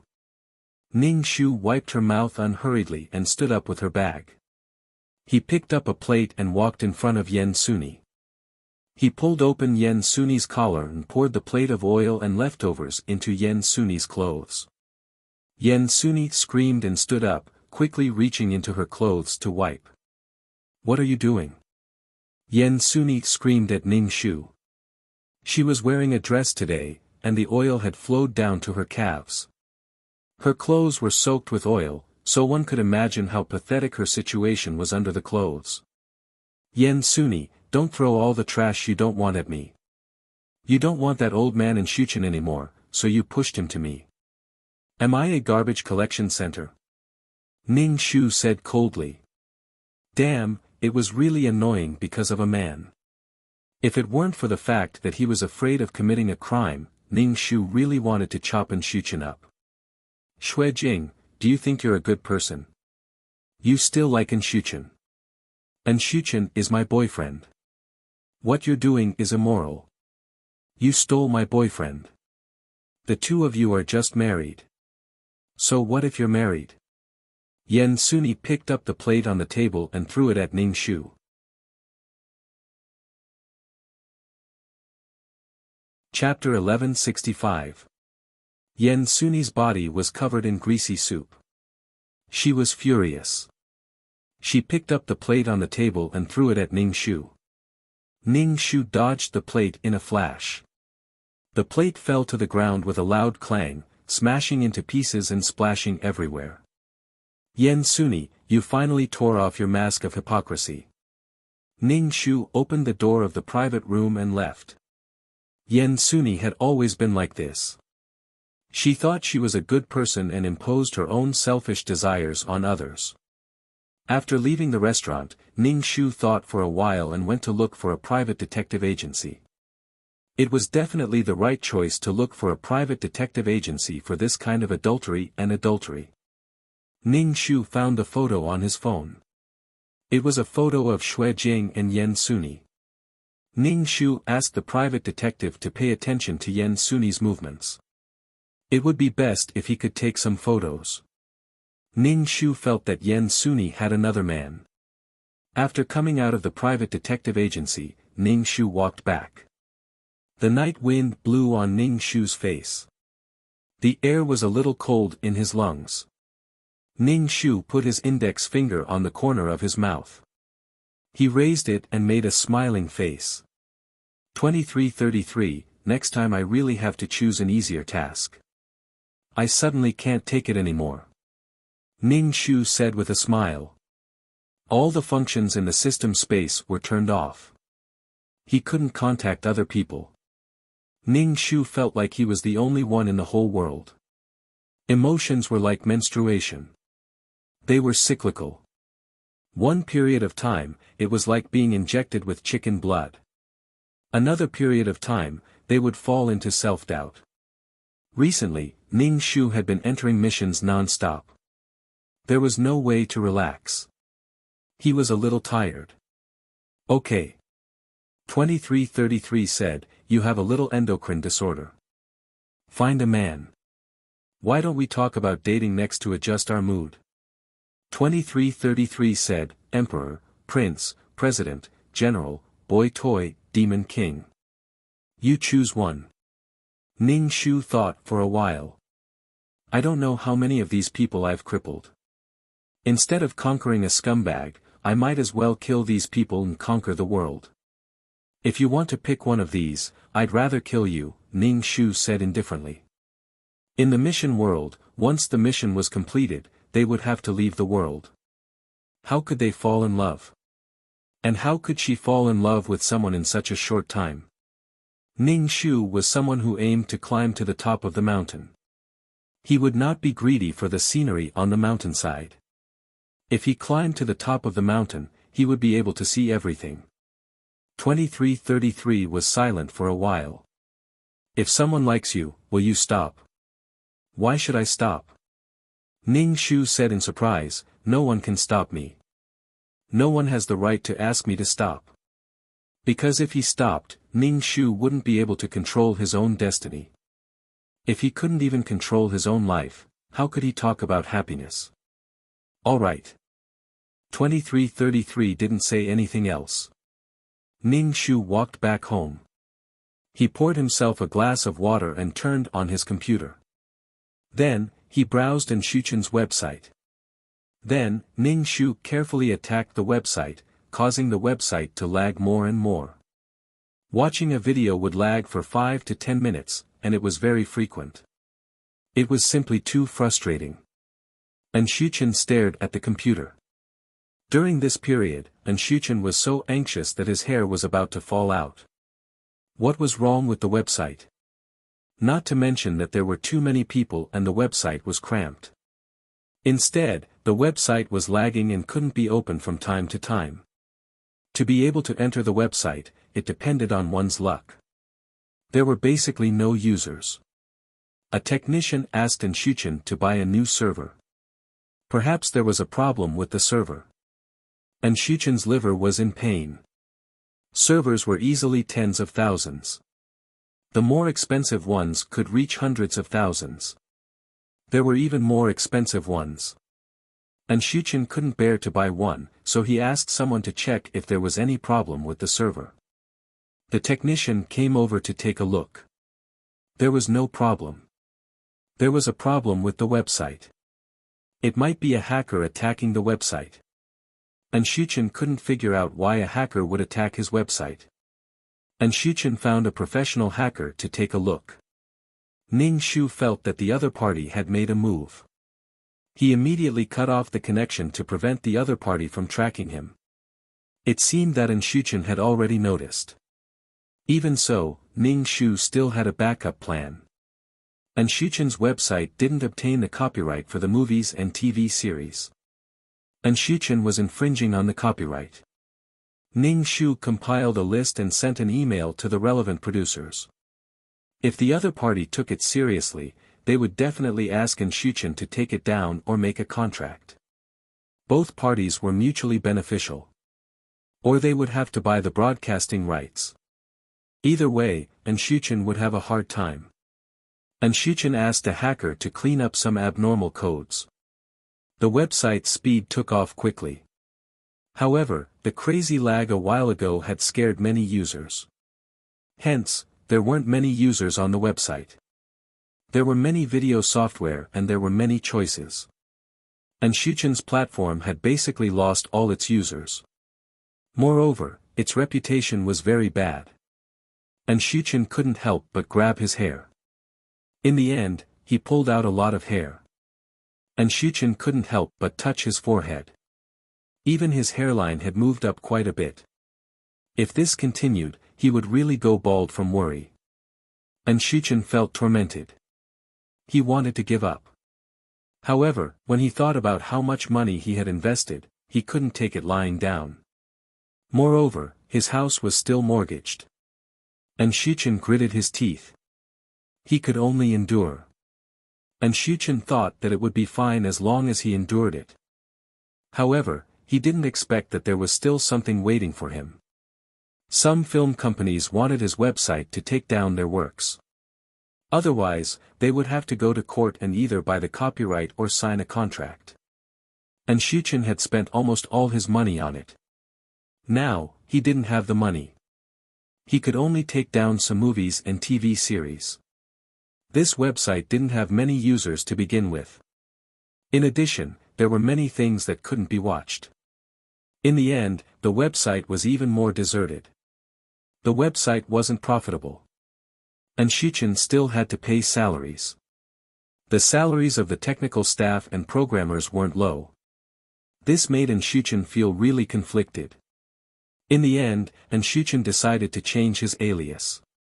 He opened a new domain name and started over. After all, there were servers and people. He could apply for a new domain name and start the website again. Shuchen was busy for a few months. Finally, he created the new website. Then, he called Yen Suni and asked her to do a live broadcast to increase his popularity. Speaking of which, Shuchen felt that he hadn't seen Yen Suni in a long time. Shuchen was prepared to tidy himself up and meet Yen Suni. Shuchen asked Yen Suni over the phone. Yen Suni reluctantly agreed. The two of them met at a Western restaurant. When Yen Suni saw Shuchen, she blurted out, "How did you become like this?" Shuchen looked very haggard. There were wrinkles at the corners of his eyes. Shuchen was almost 40 years old. In the past, he had lived like a prince and was a middle-level manager in the company. However, recently, Shuchen had suffered a lot. He was under a lot of psychological pressure. His body was tired. Chapter 1166. Shuchen wasn't in a good state, but he had tidied up before coming to see Yen Suni. However, Yen Suni's first sentence was this. Her astonished expression made Shuchen's back break out in cold sweat. It was very awkward. It was as if he had been stripped naked in public, and it was said by someone who liked him. It was very embarrassing. Shuchen couldn't help but pull his clothes together and change the topic. How have you been? Shuchen looked at Yen Suni. She was still beautiful. In front of her, Shuchen felt a little ashamed. I'm good. How about you? Yen Suni said, "How's your company?" "Not bad, but I want to invite you to do a live broadcast," and Shuchen said with difficulty. Yen Suni hesitated for a moment before nodding in agreement. Then, the two of them were speechless. After a meal, the two of them parted ways. And Shuchen wanted to settle the new website as soon as possible so that he could appear in front of Yen Suni in a glamorous manner. Ning Shu received a photo from the private investigator. It was a photo of Yen Suni having dinner with a man, but it wasn't Shuchen. And Shuchen was busy with work. The private investigator gave Ning Shu the man's information. He was the general manager of Fengxing Group, Chen Zheng. However, this Chen Zheng was a little special. He was a son-in-law who married into the wife's family. The entire Fengxing Group was actually managed by his wife. It was said that Chen Zheng's wife was a famous career woman. Everyone called her a tigress. Chen Zheng was famous for loving his wife. He didn't care if others said that he was henpecked. They said that he was henpecked because he respected his wife. However, a man who loved and respected his wife was now having dinner with another woman. He wanted to be comforted by another woman. Ning Shu felt that not many men liked a woman who was truly independent. Most of them wanted a woman who relied on them and treated them like the sky. Ning Shu flipped through the photos.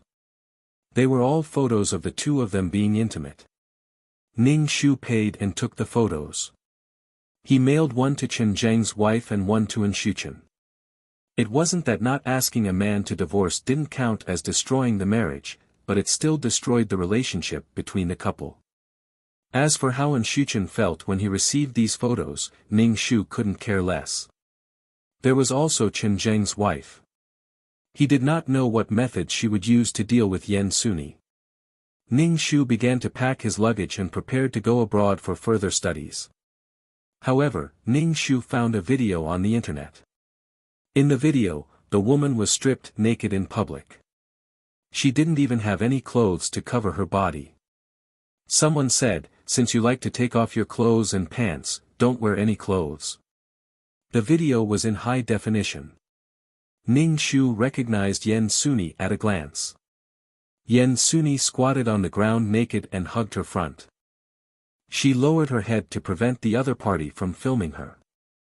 Ning Shu was speechless. This Mrs. Chen was really fierce. She actually dared to deal with people like this. "Since you're so shameless, I'll make you completely shameless." Yen Suni kept arguing that she didn't ruin other people's marriages. Yen Suni cried and shouted, "Why are you doing this to me?" Yen Suni cried sadly. In the end, a bucket of ice water splashed at her. Yen Suni jumped up in shock, revealing her voluptuous front, thin waist, and long slender legs. She was really beautiful. Yen Suni quickly squatted down. She was naked and didn't dare to run around. She curled up in the corner and didn't dare to move. Yen Suni looked at the people surrounding her. Everyone was pointing at her and whispering to each other. There was also Chen Zheng. He stood with his wife, avoiding her gaze and kept explaining to his wife. Yen Suni felt really wronged. Very wronged. She had never wanted to ruin anyone's family. Why did they treat her like this? Yen Suni never felt that she was in the wrong. She now hoped that someone would appear and put a coat on her to get her out of this predicament. A prince would appear and save her from this disaster. A person holding a coat appeared in front of Yen Suni. Yen Suni looked up and saw Shuchen's pale face. Yen Suni's lips moved. Shuchen put the coat on Yen Suni and left with Yen Suni in his arms. "This woman is your woman, right? Take good care of your woman. Don't let her seduce other people all day." Mrs. Chen said coldly, "If I see her hanging around my husband again, I won't let her off easily." Mrs. Chen turned and left. Chen Zheng followed beside her and kept explaining that it was that woman who seduced him. Mrs. Chen directly removed Chen Zheng from his position as general manager. She said that Chen Zheng had so much money that he had the time to seduce other women. And Shuchen waited for Yen Suni to put on her clothes with a cold face. Yen Suni came out of the fitting room. Why did you do this? The veins on Shuchen's forehead popped out. And Shuchen felt that he was working so hard to give Yen Suni the best. Because Yen Suni deserved the best. But he didn't expect Yen Suni to hook up with another man. Can't you stand loneliness? Yen Suni's face was gloomy. Our relationship is already like this. If we break up like this, we can still leave each other with beautiful memories. And Xue Jing, we have already hurt Xue Jing. You and Xue Jing should live a good life. The veins on Shuchen's forehead popped out. After saying so much, you just want to break up with me. Now that you don't like me, you don't want to be with me anymore. You want to climb up the social ladder again. Yen Suni was stunned. You've been with me for so long. Do you think I'm such a person? When have I ever cared about money? What you want is piled up with money. And Shuchen's face was pale. You want to break up with me? Dream on. And Shuchen hated Yen Suni for betraying him. He was betrayed by two women. We're hurting each other. And Shuchen, let me go. Letting me go is letting yourself go. Yen Suni saw Shuchen's ferocious face and her heart trembled. The exquisite man in the past was leaving Shuchen. And Shuchen was now like a violent beast in a cage. He could explode and hurt people at any time. His career had failed, and his relationship had been thwarted. And Shuchen had nowhere to vent his anger. In addition, he was already old. And Shuchen was already in his 40s when he stood up in his 30s. But he had no family, no children, and no career. This feeling of failure made Shuchen feel like he was at the end of the road and unable to struggle. The panic of going with the flow and not being able to take root had been lingering in Shuchen's heart. This time, Yen Suni's betrayal completely ignited Shuchen's anger and panic. Only then did he truly feel how much of a failure he was.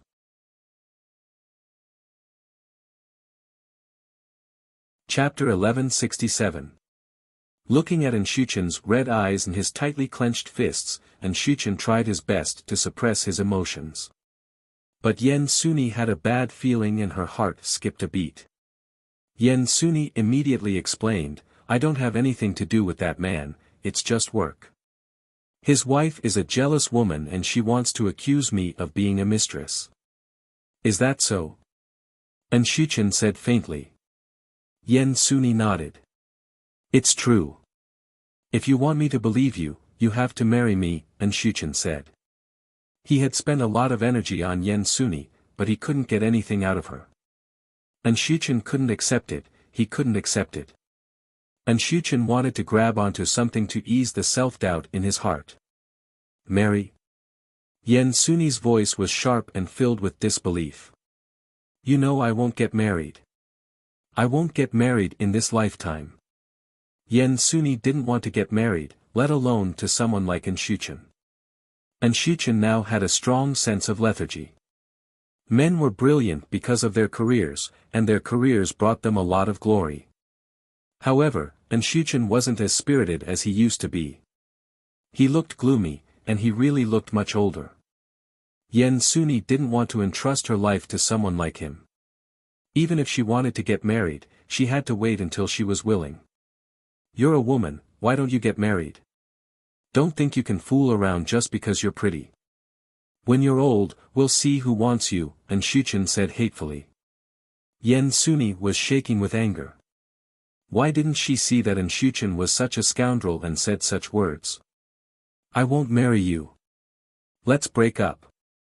Yen Suni looked at Shuchen's face and felt disgusted.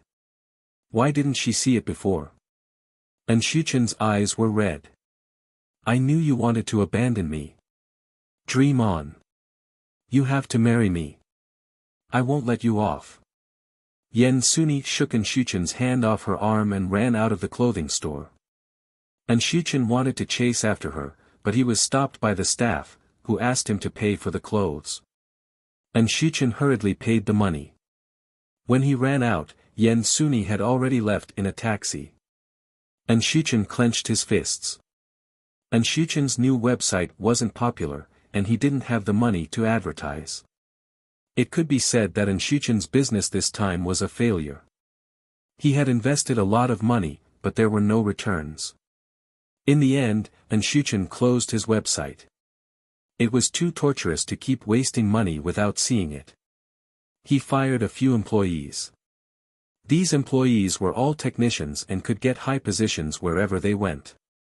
Shuchen sold the server like it was a piece of trash and was at a loss for what to do next. Shuchen didn't know what to do. When it was time to repay the loan, he didn't have the money to pay it back, so the house was temporarily taken over by the bank. Shuchen didn't even have a place to stay in the city. He carried his things and went to Yan Suni's house. Now, Shuchen felt like he had nothing to lose.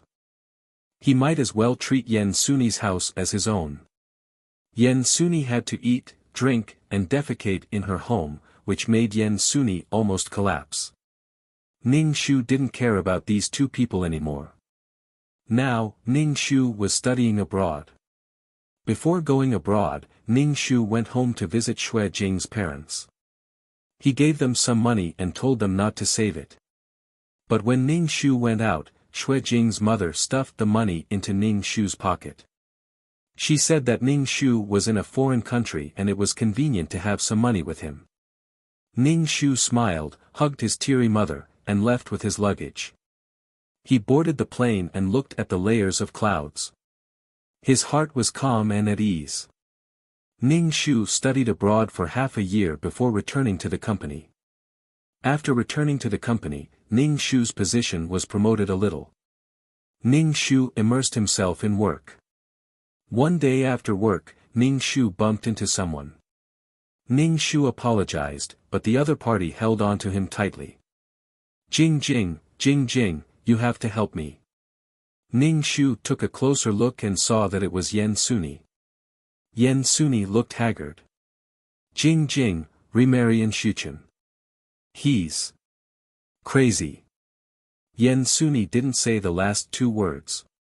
Although Shuchen's business failed, he was still a little smart. Yan Suni's looks and figure were good. This was a gift from the heavens. Shuchen made Yan Suni a female broadcaster.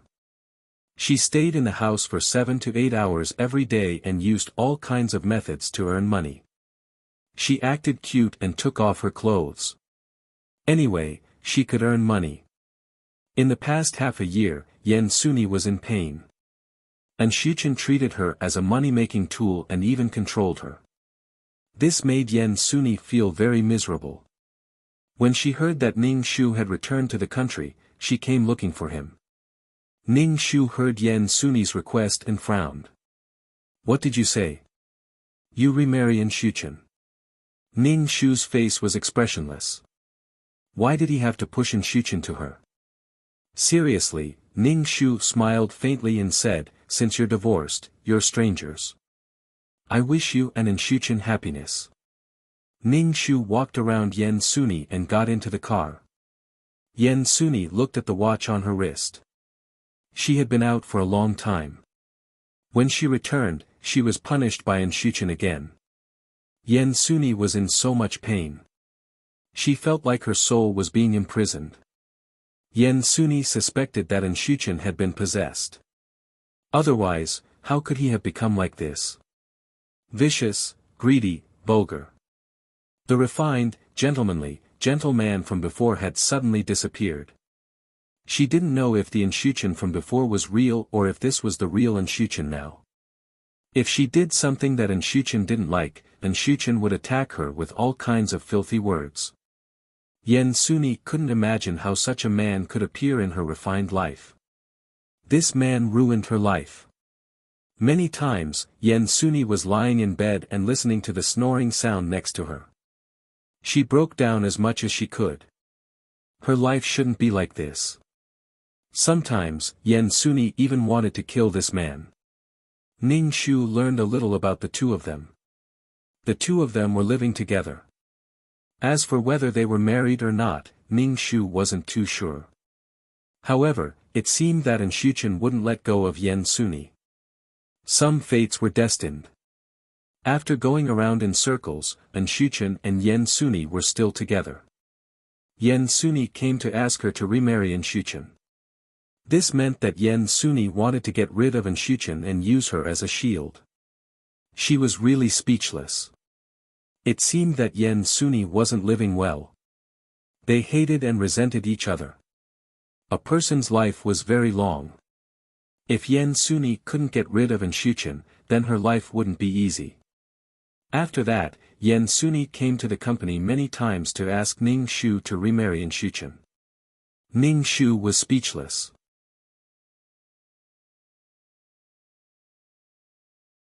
Chapter 1168.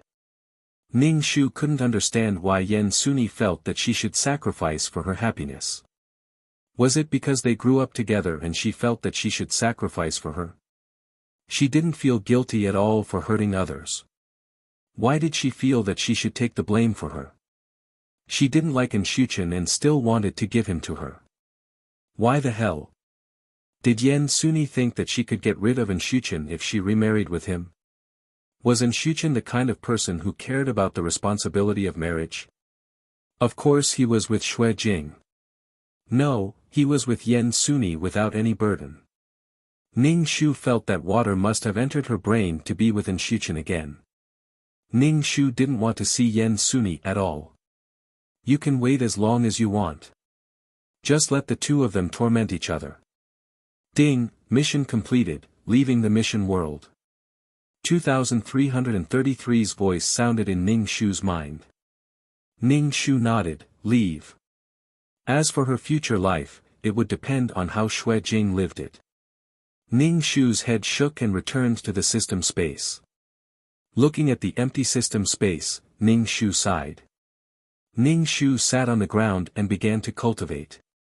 After cultivating, Ning Shu opened his status panel.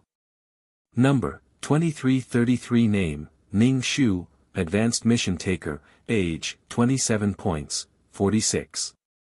15 million Soul, 330 Health, 111 Wisdom, 354 Charm, 30 Luck, 209 Spiritual Power, 240 Faith, 18515 Martial Strength, 362 Aptitude, 129 Merit, 13460 Skills, 5th Ring Shooting Technique, Intermediate Fighting Technique, Intermediate Level Poison Technique, Beginner Business Management Knowledge, Beginner Code Programming, Beginner Lawyer Skill, Beginner Ghost Catching Skill. Honorary Titles, Goddess of War, Selfless Ancestor Items, Calm Halo, Tranquilizer, Faith Halo, Amulet 4, Upgraded Amulet 2. Halo, Mother of the World, Queen's Blessing, Model Worker, Chen Shi's Blessing, Leader Halo, Grass's Blessing, Best Friend for Life, Meow Meow Meow's Blessing, Lifesaver, Zhu Su Nyang's Blessing, Founding Female General, Chen Ermiai's Blessing, Lawful Beauty, Chen Ning's Blessing, Fulfill Xue Jing's Wish, I will never let that adulterous couple have a good time. Mission Completion Rate, 100. Reward obtained, 5 million General Points, 80 Attribute Points, 3,000 Faith Power, and 50 Merit Points. Ning Shu rubbed his eyes. Not only did he not obtain the power of faith and merit, but he had also deducted them. Ning Shu's entire body was in a mess. She asked, what happened? The problem lies with Shuchen's previous company. That company suffered losses because of you, and you even benefited from it. This karma is on you. This is karma. If there is a cause, then there will be an effect. We can't drag other innocent people into this. 2333 said. Since you want to walk on the Supreme Tao, you have to pay attention to this. However, the original owner was quite satisfied with you. This time, you received more attribute points. Ning Shu pursed his lips, it's my fault. I didn't think about it carefully. Ning Shu couldn't help but hit his head. He sat cross-legged on the ground and chanted the clear heart mantra in his heart. There was also the effect of the heart-calming pill. A cool feeling entered his soul. Ning Shu felt that the impetuosity during this period of time had dissipated. It was as if he was washed away by waves of clear water. Ning Shu opened his eyes and thought about the Buddha's light bracelet that the little monk gave him. As soon as he took out the Buddha's light bracelet, there was a faint smell of sandalwood floating in the system space. He could faintly hear the sound of countless monks chanting. Ning Shu was like a monk. He held the Buddha's light bracelet with one hand and chanted the clear heart mantra. Kill those who deserve to be killed. Be merciful to all. In Ning Shu's mind, the little monk Huiji's peaceful and compassionate eyes appeared. She was different from the little monk. The little monk treated everyone the same. But she was a mission enforcer. How could she reform others? If everyone could be reformed, this world wouldn't have so many misfortunes. There wouldn't be mission enforcers. Because everyone would be happy. There wouldn't be any regrets or grievances. Ning Shu closed his eyes. He seemed to be asleep. He didn't know how much time had passed. When Ning Shu woke up, he felt unprecedentedly relaxed. During this period of time, she didn't adjust her mood. Her mind was covered in dust.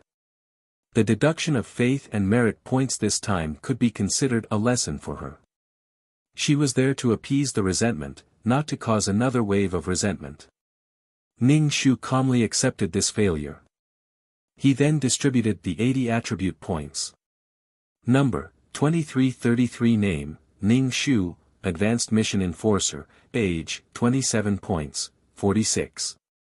15 million Soul, 33010 Health, 11110 Wisdom, 35410 Charm, 3010 Luck, 20910 Mental Strength, 24010 Faith, 18515-3000 Martial Strength, 36210 Aptitude, 12910 Merit, 13460-50 Skills, 5th Ring Shooting Technique, Intermediate Fighting Technique, Intermediate Poison Technique, Beginner Business Management Knowledge, Beginner Code Programming, Beginner Lawyer Skill, Beginner Ghost Catching Skill. Honorary Titles, Goddess of War, Selfless Ancestor Items, Calm Aura, Calming Pill, Faith Aura, Amulet 4, Upgraded Amulet 2. Aura, Mother of the World, Queen's Blessing, Sister Model Worker, Qinshi's Blessing, Leader Aura, Grass Blessing, Best Friend for Life, Miao Miao Miao's Blessing, Savior, Zhu Sunyang's Blessing, Founding Female General, Chen Ermiai's Blessing, Lawful Beauty, Chen Ning's Blessing. With 80 attribute points, Ning Shu added all the attribute points that could be added to it. After adding them, Ning Shu played with the prayer beads and chanted the mind-cleansing mantra. The two together had a great effect. It could calm one's heart. After Ning Shu left, Xue Jing went back. The company opened a branch and Xue Jing became the manager of the branch. She didn't interact with Yan Suni anymore. However, Xue Jing heard from her mother that Yan Suni and Enshuchen got married and held a grand ceremony. Xue Jing's mother was so angry that she exploded on the spot. When Enshuchen married her daughter, they didn't even hold a wedding. Now, they held such a grand ceremony. Who were they trying to offend? Because of the younger generation, the two families didn't interact with each other anymore. Enshuchen became the son-in-law of the two families. The decades of friendship between the two families were gone just like that. They didn't even say a word when they met. Xue Jing didn't mind that the two of them got married. She only felt that she was stupid. She went crazy for such a man. Whether the two of them were happy or not had nothing to do with her. In this grand wedding, only the people involved understood how they felt. The admiration and envy of others had nothing to do with them.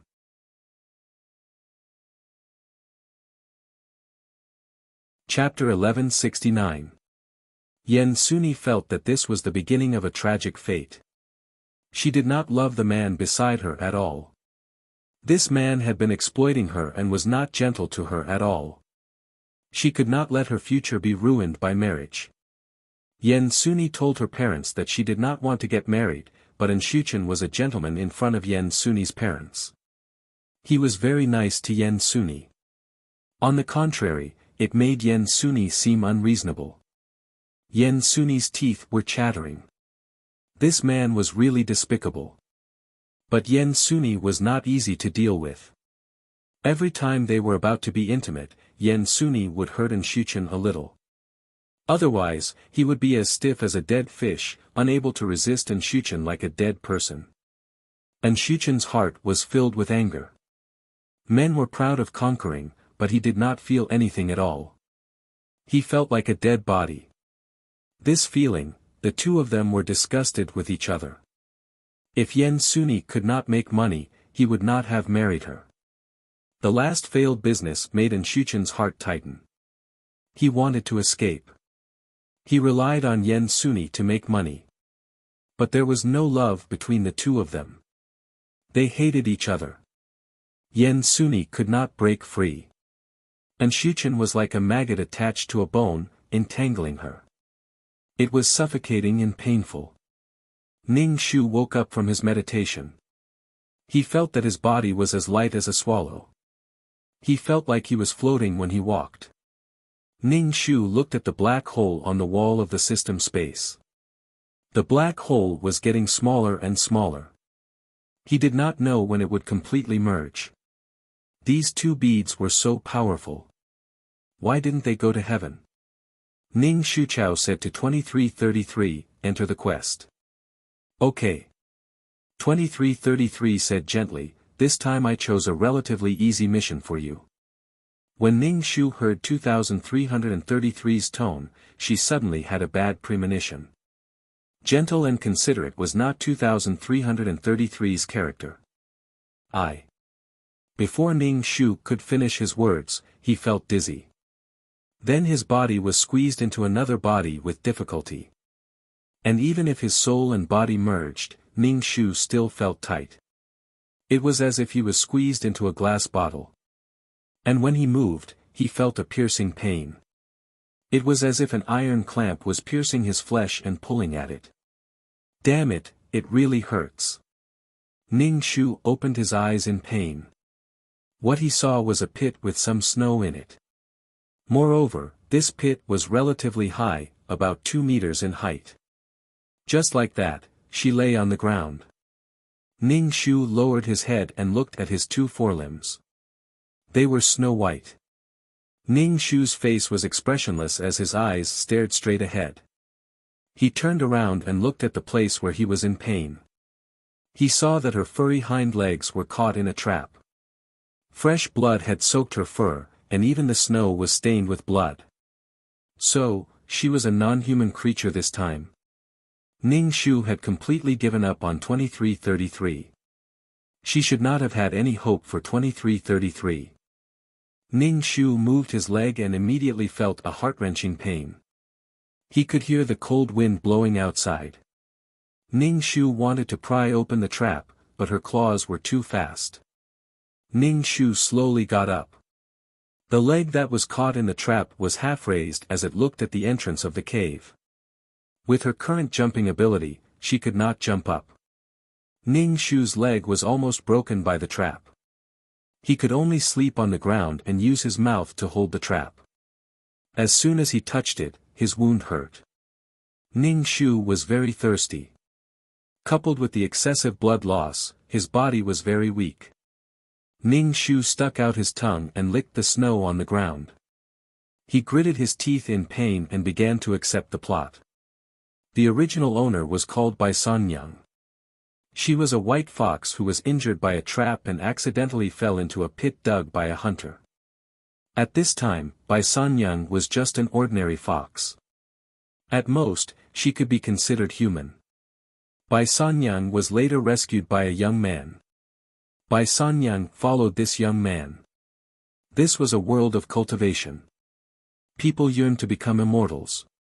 This young man was an orphan. In this cruel world, he was like duckweed. He and Bai Sanyang depended on each other. Because of Bai Sanyang's pure white fur, even though she later covered it with a layer of dust, she still attracted the attention of some greedy people. Some people came specifically to capture Bai Sanyang. In order to let Bai Sanyang escape, the young man held back the spirit beast traffickers. Before Bai Sanyang escaped, she saw these people beating the young man. She knew that she would only cause trouble here. When Bai Sanyang returned the next day, the young man was nowhere to be seen. She did not know if the young man was dead or alive. Bai Sanyang sobbed as she returned to the mountains. She worked hard to cultivate. By the time she had strength, the world had already changed. Even if Bai Sanyang wanted to find those people for revenge, he could not find them. Bai Sanyang never saw the young man again. When Bai Sanyang was going through the tribulation, her inner demon acted up and she was directly struck to death by the lightning tribulation. However, because of the obsession in her heart, she should have been struck to death by the lightning tribulation. Her success was due to her inner demon. Her failure was also due to her inner demon. Bai Sanyang's wish was to repay the young man. Ning Shu was now Bai Sanyang's leg caught in the trap. Ning Shu let out a long breath. He did not struggle and waited for the young man to save him. Then he would think of a way to repay the young man. When Ning Shu heard the young man, Ning Shu's heart immediately thought of the word nanny. This was the first time Ning Shu had transmigrated into a non-human. He did not know if the peerless martial arts could be cultivated. He did not know if animals had a dantian. Ning Shu lay on the ground. He silently chanted the mantra of the peerless martial arts. However, the veins of animals were different from those of humans. Ning Shu could only explore slowly. Because of the fur on his body, spiritual energy could not enter his body through the pores. Ning Shu could only open his mouth to breathe in spiritual energy. Through his mouth, there was a small amount of spiritual energy entering his body. However, the spiritual energy in this world was quite abundant. Ning Shu's heart was filled with anticipation. The spiritual energy in the cultivation world was abundant. It was easy to nurture some treasures. He did not know if he could find something good this time. The sky outside was already dark. Ning Shu did not see the young man. The weather at night was even colder. The cold wind whistled mournfully. Ning Shu curled up into a ball. She pressed her head against her injured leg. Because of the injury, the blood that flowed out of her leg was frozen into ice. It was cold and painful. This feeling was really good. Ning Shu opened her mouth to breathe in the spiritual energy in the air. At the same time, she pricked up her ears and waited for the young man to come and save her. Ning Shu was a little afraid that the hunter would come before the young man. If that happened, her fate would be a little bad. Some things were not set in stone. Ning Shu cultivated for the whole night. In the morning, she licked the snow. Her stomach was rumbling with hunger. At this time, if only there was a fasting pill.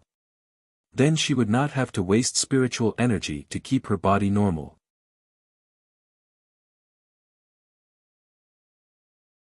Chapter 1170. Ning Shu felt the meridians of this body and began to cultivate. This was not a human body, so Ning Shu had to figure out the direction of the meridians. Who knew where an animal's dantian was? Ning Shu opened his mouth like a dog and breathed in and out. One of his legs was caught in the trap, and he almost couldn't feel the existence of his leg. "Little boy, come quickly, Yaya." While Ning Shu was cultivating, she was also paying attention to the movement outside. The cold wind whistled, and Ning Shu, who was in the pit, felt very cold. Ning Shu lay on the ground, his black eyeballs rolling around. From time to time, he would raise his head to look at the cave entrance. Ning Shu was deeply suspicious. Was he not coming? Bai Sanyang could wait for the little boy, but she couldn't. Ning Shu felt that the world was full of malice towards her. She should have transmigrated to the time when she was with the little boy. There were too many variables now. He couldn't rule out the possibility that 2333 did it on purpose. Ning Shu licked 2 mouthfuls of snow, and his tongue was numb from the cold. He calmed down and began to cultivate. If he didn't cultivate, he wouldn't be able to wait for the little boy. Even if he did come, he would be dead. It would be funny if he became the little boy's meal. But would that be considered repaying his kindness? He saved his life, and he would repay it with his body. Ah! A slightly surprised voice sounded above Ning Shu's head, and some snow at the hole fell into the pit. Ning Shu looked up and saw a child lying at the hole of the trap. His face was young and tender, and his face was full of surprise. Ning Shu stood up excitedly and opened his mouth to speak to the child, but all that came out was a whimper. Unable to speak, Ning Shu could only hope that the other party could see through his furry face and the emotions in his eyes. Yi Liang lay at the hole and saw a snow-white body, only the eyes and nose were black. Yi Liang's heart was jumping with joy. He didn't expect to find a fox. He met Ning Shu's dark and wet eyes. "Wait, I'll save you." Yi Liang carried the bamboo basket and ran. Ning Shu grimaced. His leg really hurt. Ning Shu looked at the entrance of the cave, waiting for the little guy to come back. Yi Liang ran back, and in his hands was a rattan that no one knew where he got from. He panted heavily. Because the weather was cold, he exhaled large mouthfuls of white air. His cheeks and nose were red. Yi Liang tied the rattan vines to the bamboo basket. He was afraid that it would not be sturdy enough, so he tied it several times. Yi Liang grabbed the rattan and slowly put down the bamboo basket. "Little fox, jump into the bamboo basket. I'll pull you up, do you understand?" Yi Liang shouted at Ning Shu. Yi Liang was worried that the little fox wouldn't understand. Ning Shu endured the pain in his leg and jumped into the bamboo basket. Yi Liang slowly pulled Ning Shu up. It took him a lot of effort to drag Ning Shu out of the hole. Once they were out of the cave, Ning Shu jumped out of the bamboo basket, stretched out his legs and whimpered towards Yi Liang. When Yi Liang saw the animal trap on Ning Shu's leg, he nervously rubbed his hands on his body. He wanted to remove the animal trap on Ning Shu's leg, but he was afraid that the mountain spirit would hurt him. Ning Shu whimpered. Only then did Yi Liang squat down and stretch out his hand to remove the animal trap. "I'm removing this animal trap for you. Don't bite me. I don't have money for treatment," Yi Liang said as he stretched out his hand to remove the animal trap. The animal trap was very strong. It was not easy for a child like Yi Liang to pry it open. Then, the sawtooth of the animal trap kept rubbing against Ning Shu's wound. Ning Shu was speechless. He felt like he had nothing left to live for. Ning Shu looked at Yi Liang expressionlessly. Yi Liang was a little nervous. His nose was sweating. "Bear with it. I'll be able to open the animal trap soon." Yi Liang comforted Ning Shu.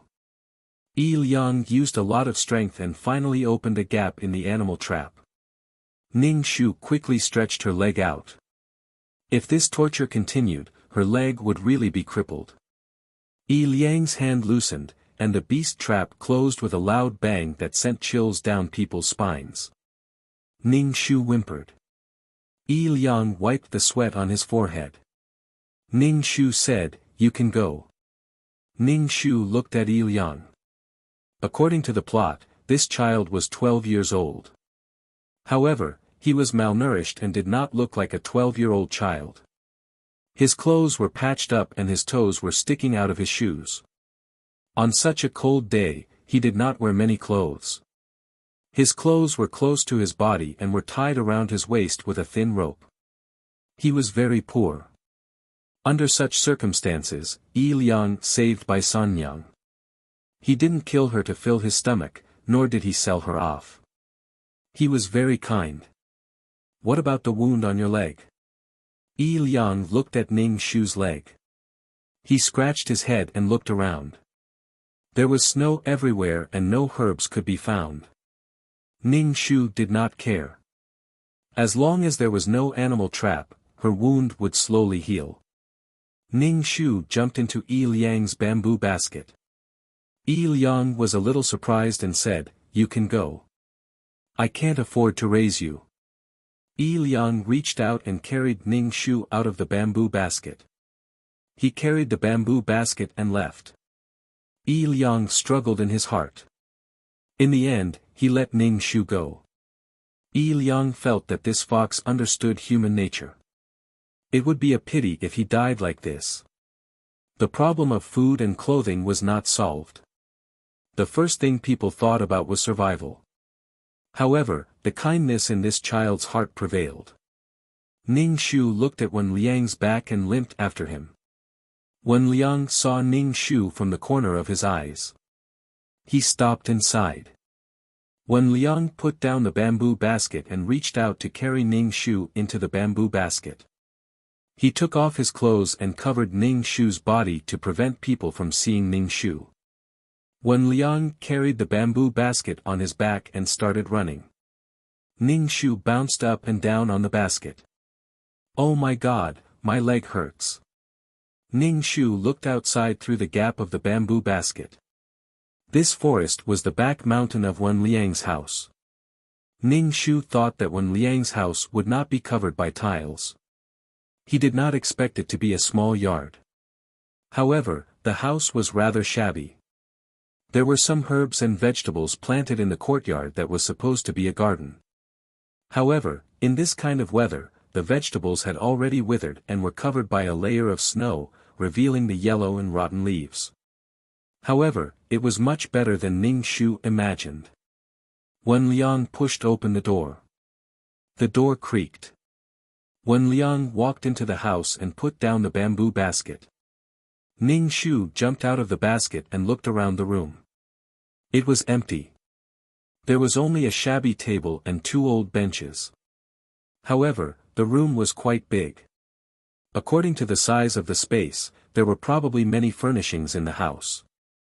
Could it be that Wen Liang's house was relatively rich in the past? "Wait here. I'll get you some medicine." Wen Liang picked up the clothes in the bamboo basket and put them on. He went to the yard to find herbs. Soon, Wen Liang pulled out a herb and found a medicine mortar. He used an iron pestle to mash the herb. He applied the herb on Ning Shu's leg and used a cloth to wrap the wound on Ning Shu's leg.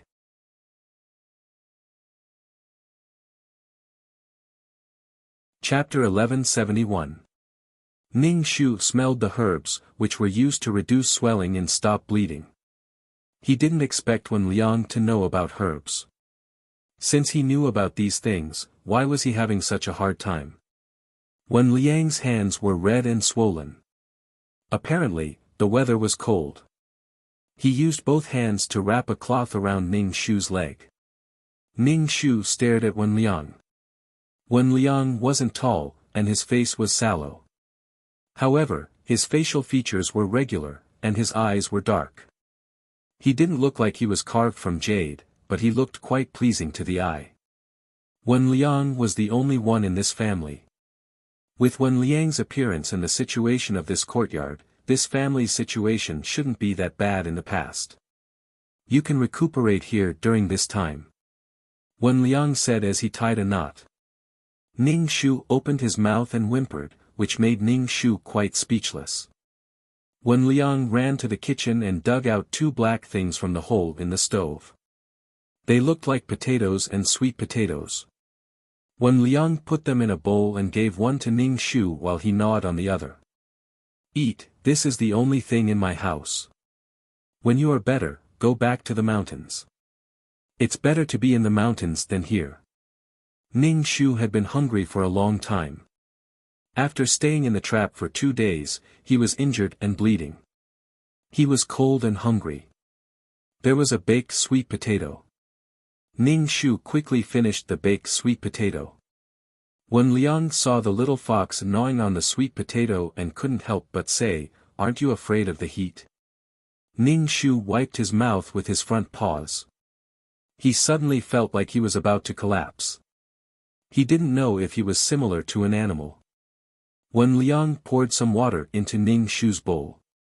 Ning Shu stuck out his tongue to lick the water. The water was cold. Ning Shu sighed in his heart. This child. How should she repay Wen Liang? All the people in the world wanted was money, power, and strength. Or did Wen Liang have a wish that she could help him fulfill? The house was very quiet. Wen Liang was drinking water when suddenly there was a bang bang bang sound of the door being knocked. As soon as Ning Shu heard the voice, he knew it was not a friendly one. He then looked at Wen Liang's face. When Wen Liang heard the sound of the door being smashed, his expression became very angry and hateful, mixed with a sense of powerlessness and sadness. The banging on the door grew louder and more urgent. There was even an exasperated voice. Wen Liang, open the door for me. Don't think you can escape by hiding at home. Open the door. The people outside kept shouting. Wen Liang picked up Ning Shu and stuffed Ning Shu under the blanket. You stay here and don't come out. You must not come out. Otherwise, you will be taken away by those people. Wen Liang covered Ning Shu tightly with a blanket. Wen Liang closed the bedroom door and took action to deal with those people. Ning Shu crawled out of the bed and listened to the noise at the door. Wen Liang, quickly move out of this house. This house belongs to the family.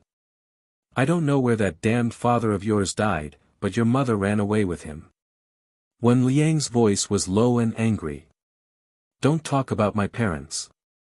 And your sister, I don't know which human trafficker cheated her. The other party kept provoking Wen Liang. When Ning Shu heard these words, he could not help but be speechless. Could this Wen Liang have the fate of being a jinx? People with such a fate were either protagonists or villains.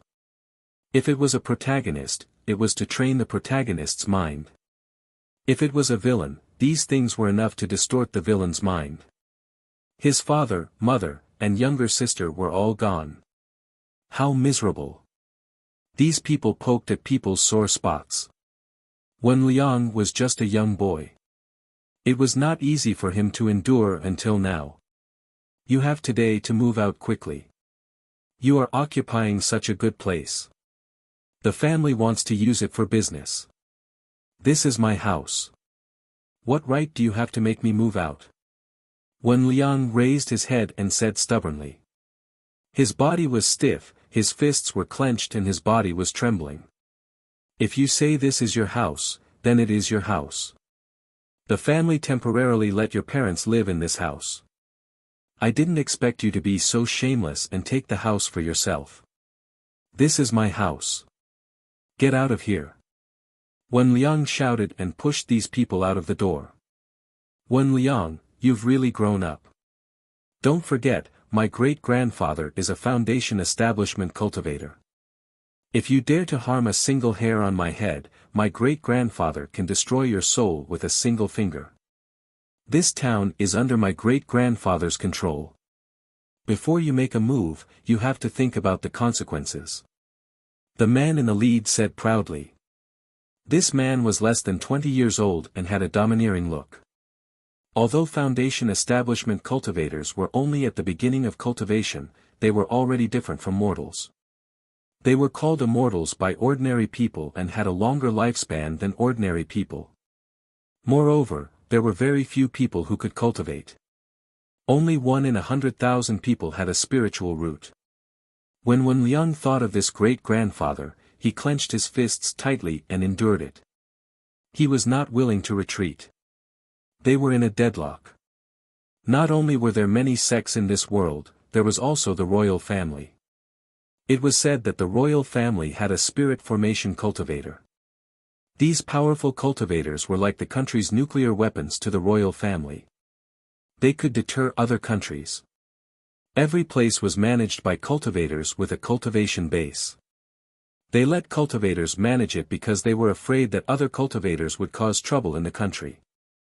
This town was managed by this man's great-grandfather.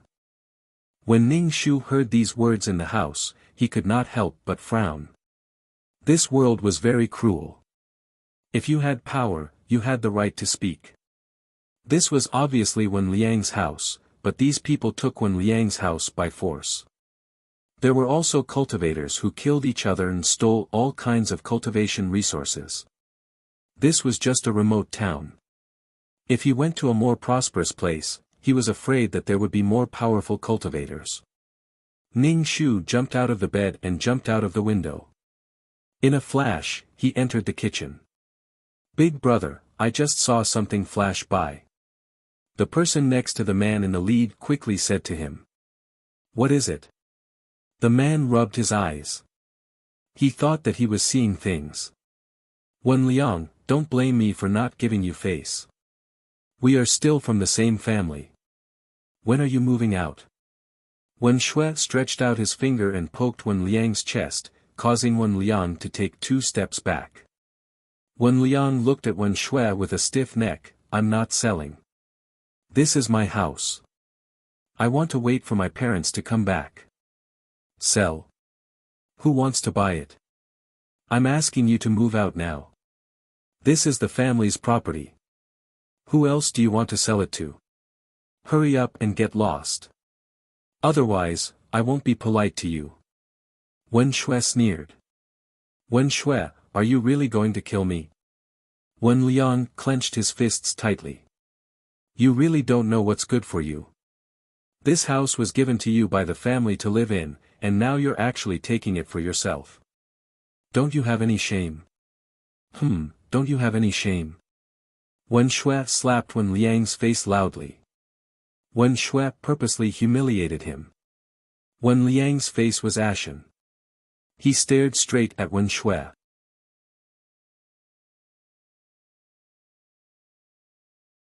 Chapter 1172. Wen Liang had been insulted by his clan brothers several times. Although they were both surnamed Wen, they weren't close. Most of the people in this town had the surname Wen. Wen Liang couldn't figure it out. He hadn't done anything wrong to these people. Instead, they bullied him because he was weak. They even wanted to rob his house. Wen Liang gasped and stared at Wen Shui with red eyes. "What are you looking at? If you're not convinced, I'll dig your eyes out. You're a jinx who killed your whole family. How dare you look at me like that?" Wen Shui was a little frightened by Wen Liang's eyes. He reached out and pushed Wen Liang hard. Wen Liang was pushed to the ground. Wen Shui rolled up his sleeves and wanted to beat Wen Liang up. It wasn't a big deal to kill someone in this world. Suddenly, a black shadow pounced on Wen Shui and stretched out its sharp claws. Several deep claw marks appeared on Wen Shui's arm and blood splashed out. Ning Shu lowered his body and bared his teeth in a ferocious manner. Wen Shui froze for a moment and then wailed in pain. The other supported Wen Shui. Blood kept flowing out of Wen Shui's arm. Wen Shui lifted his injured arm with one hand and looked at the beast that grabbed him. Its whole body was black, covered in plant ash and some mud. Looking at its shape, it was hard to tell what it was. "Ah!"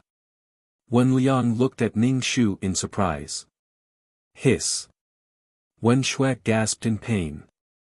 "Catch this beast for me." Wen Liang stood in front of Ning Shu.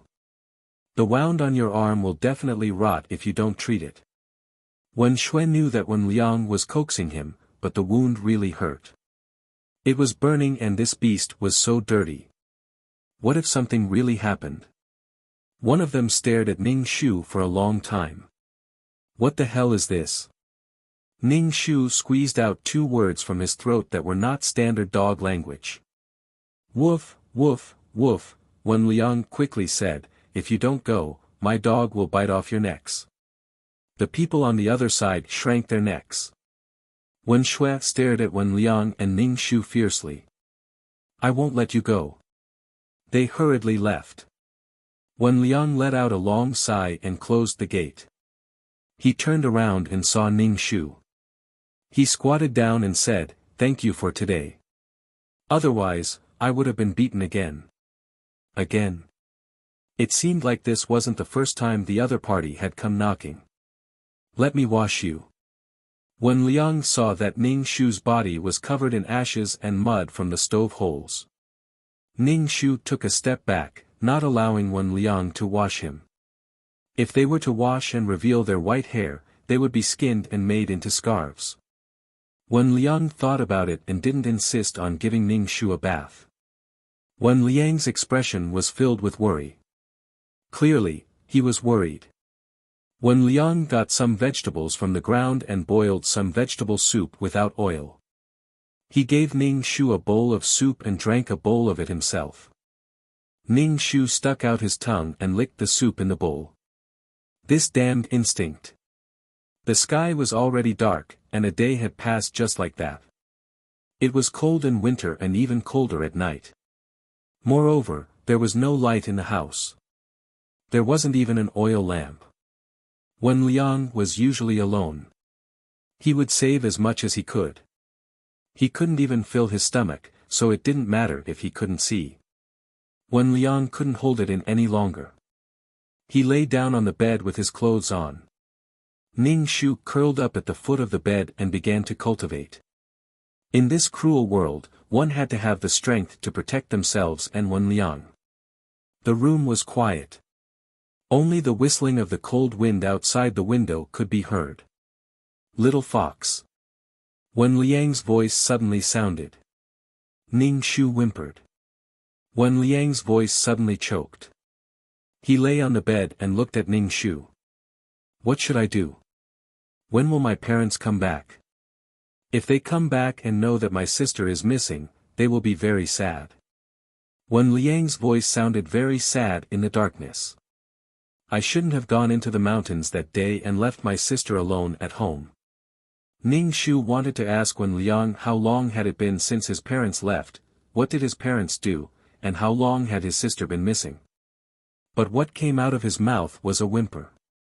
Finding his parents was Wen Liang's wish. But the world was so big. It was easier said than done to find a single person, let alone several people. The world was so big. The vastness of hell was simply unimaginable. Wen Liang rambled on. Ning Shu occasionally whimpered, indicating that he was listening. Ning Shu wanted to extract some useful information from Wen Liang's words. Ning Shu inhaled and exhaled spiritual energy while listening to Wen Liang. He learned that Wen Liang's father was a doctor and his mother was a cultivator. Wen Liang's father went to see a patient.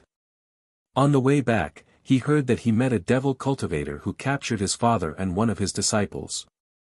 When Wen Liang's mother heard this, she told Wen Liang, who was only 7 years old at the time, to take good care of his sister and would be back soon. This soon had been 5 years since then.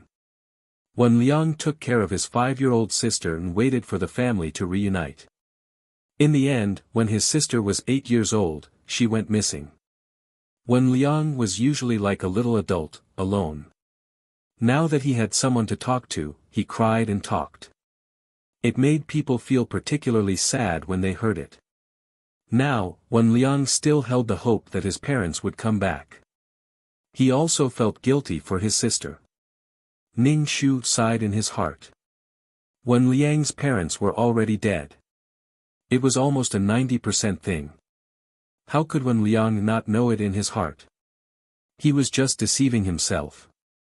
As for Wen Liang's sister, she was a girl who was abducted by others. Or she ran away because she wanted to play. Her ending was not good. Optimistic, an expert took a fancy to Wen Liang's sister's root bone and took her to enter the path of cultivation. If not, then she would have fallen into a dirty place. Moreover, Ning Shu had an even worse guess in his heart. Wen Liang's mother was a cultivator. A cultivator's daughter was very likely to inherit her mother's root bone. She was the best candidate for a human furnace. Of course, a cultivator was better. The body of an ordinary woman could not withstand the ravages of a male cultivator. Moreover, the effect was not necessarily good. Ning Shu saw that Wen Liang did not have any cultivation. Since his mother was a cultivator, why didn't Wen Liang's mother teach her son to cultivate?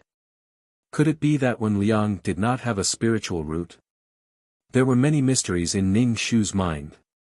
When Liang cried and fell asleep. Even in his dreams, he was sobbing. Ning Shu did not sleep for the whole night. He cultivated for the whole night and used some spiritual qi to heal the wounds on his body. When the sky was about to brighten, Ning Shu quietly jumped onto the bed. He saw that when Liang's face was tear-stained, but he was sleeping soundly. Ning Shu jumped out of bed and went out through the dog hole in the courtyard's wall. He ran for a while and ran to the back of the mountain. Ning Shu's gray clothes looked even darker and dirtier under the contrast of the white snow.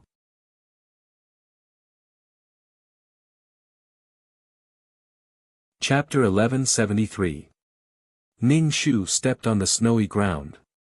The meaty pads under her feet made no sound as she stepped on the snow, leaving a series of tiny footprints. Ning Shu wanted to hunt some game, but when Liang's food was unsightly.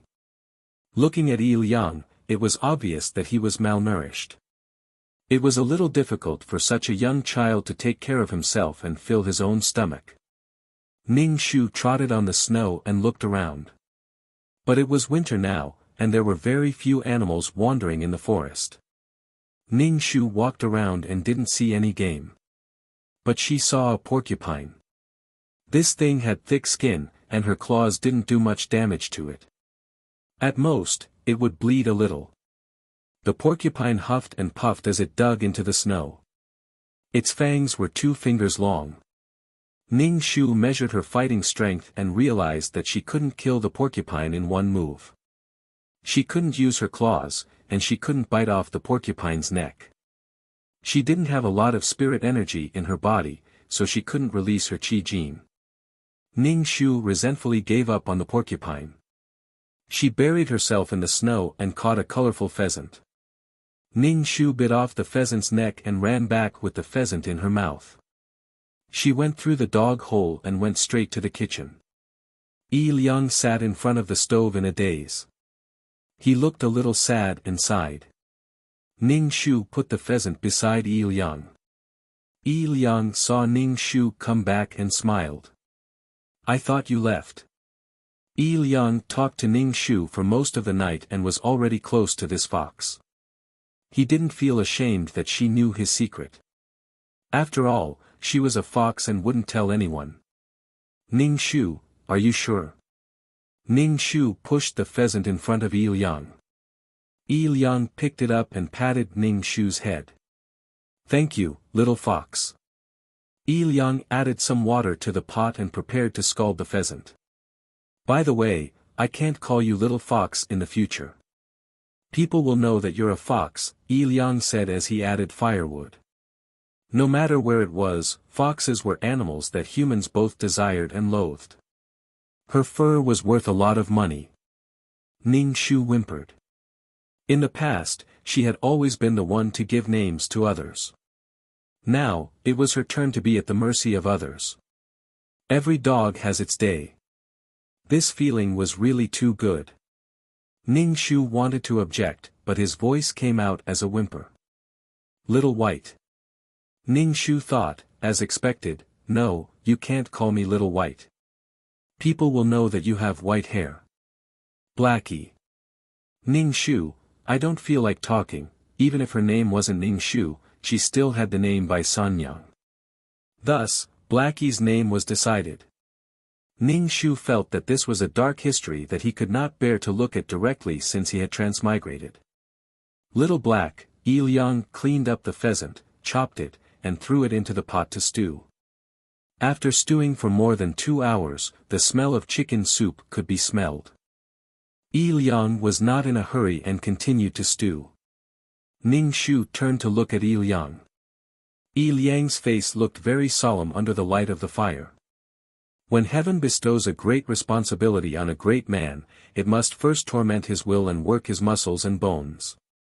The suffering he endured now was for him to soar to the sky in the future. 10 years to sharpen a sword. Ning Shu wanted to pass on his peerless martial arts to her, but she could not speak. He did not know how to pass it to her. Moreover, Ning Shu was afraid that he would reveal too much and attract unnecessary suspicion. The human heart was the most unpredictable thing. Quick, little black. Yi Liang filled a bowl with meat and soup and placed it in front of Ning Shu. Yi Liang took a bowl for himself. The two of them ate the fragrant pheasant on the pile of firewood in the kitchen.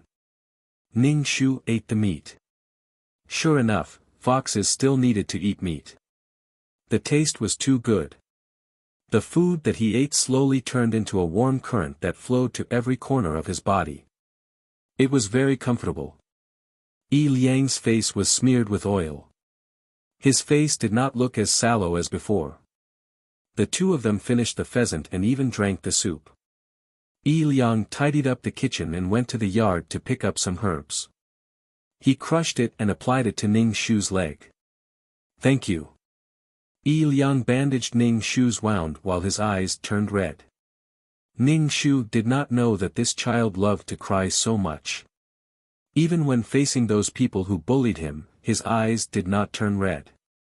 Last night he cried for most of the night. Now his eyes were red. This was a lonely and burdened child who suddenly had a companion. There was a feeling of dependence. Ning Shu's throat let out a whimper. She was really a nanny. Ning Shu actually wanted Yi Liang to leave here. There was no point in guarding this house. Moreover, she injured Yi Shui and his group yesterday. They definitely would not let her go. As long as she was strong, it would be more efficient than waiting here for them to come back. Yi Liang's parents were definitely dead. Perhaps she could find her sister. Why didn't Yi Liang participate in the sex assessment? Even if it was a cultivation sect, they had to accept talented disciples. Ning Shu's mind was filled with thoughts of how to get Yi Liang out of his current predicament. Give a man a fish and you feed him for a day. She could not keep catching pheasants for this fella. In such a cruel world, the only way to survive was to become stronger. Only by becoming stronger could one survive.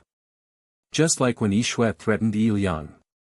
Yi Shui was so fearless because there was a foundation establishment stage cultivator in his family. That was power. Yi Liang did not dare to resist because he was afraid of this power. Ning Shu did not know if Yi Liang had spiritual roots. Yi Liang tied a knot. Ning Shu said, "Don't run around for a while. Take care of yourself." Ning Shu whimpered and lay on the ground. She closed her eyes and started to cultivate. Yi Liang saw the little fox lying on the ground. The ground was so cold. Yi Liang found some small clothes and old clothes from the old wardrobe. These were clothes that Yi Liang could not wear. Yi Liang spread the clothes on the ground and made it look like a nest. Go sleep on the clothes. The ground is too cold. Ning Shu opened her eyes and slept on the clothes. While Ning Shu was cultivating, Yi Liang was handling the herbs in the courtyard. Presumably, he had learned his knowledge of herbs from his father. Ning Shu sighed in her heart. This cultivation speed was really slow. There is a demonic beast inside. Really? A demonic beast that looks like a dog. The sound of people talking outside the courtyard was mixed with chaotic footsteps. There were obviously a lot of people. Yi Liang suddenly stood up and rushed into the house. Hurry up and leave. Someone is here to catch you. Go through that dog hole. Hurry. Yi Liang was so anxious that his forehead was sweating. Ning Shu frowned. She had already dyed her fur black and barked like a dog. How could they tell that she was a demonic beast? Bang bang bang, the sound of the door being kicked could be heard. There was no one to open the door. The door was directly smashed open. A group of people rushed into the courtyard, making the whole courtyard seem a little crowded. Yi Liang's herbs were trampled. The leaves of the herbs were stuck to the ground.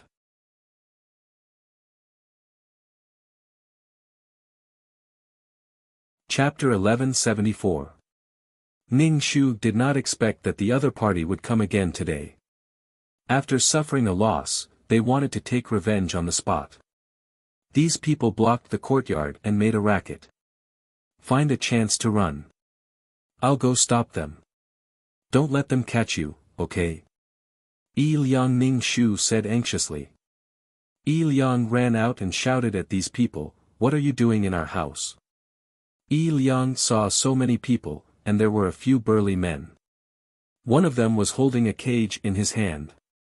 Yi Liang's heart trembled. He knew very well what this cage was. This was a magic tool used by those demon beast traffickers. This magic tool was very powerful.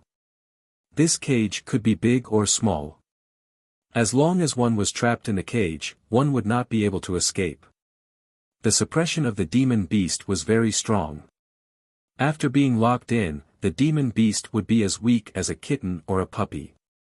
Yi Liang, hurry up and hand over that little bastard. Don't think I don't know that it's a demon beast. Yi Liang, you're actually with a demon beast.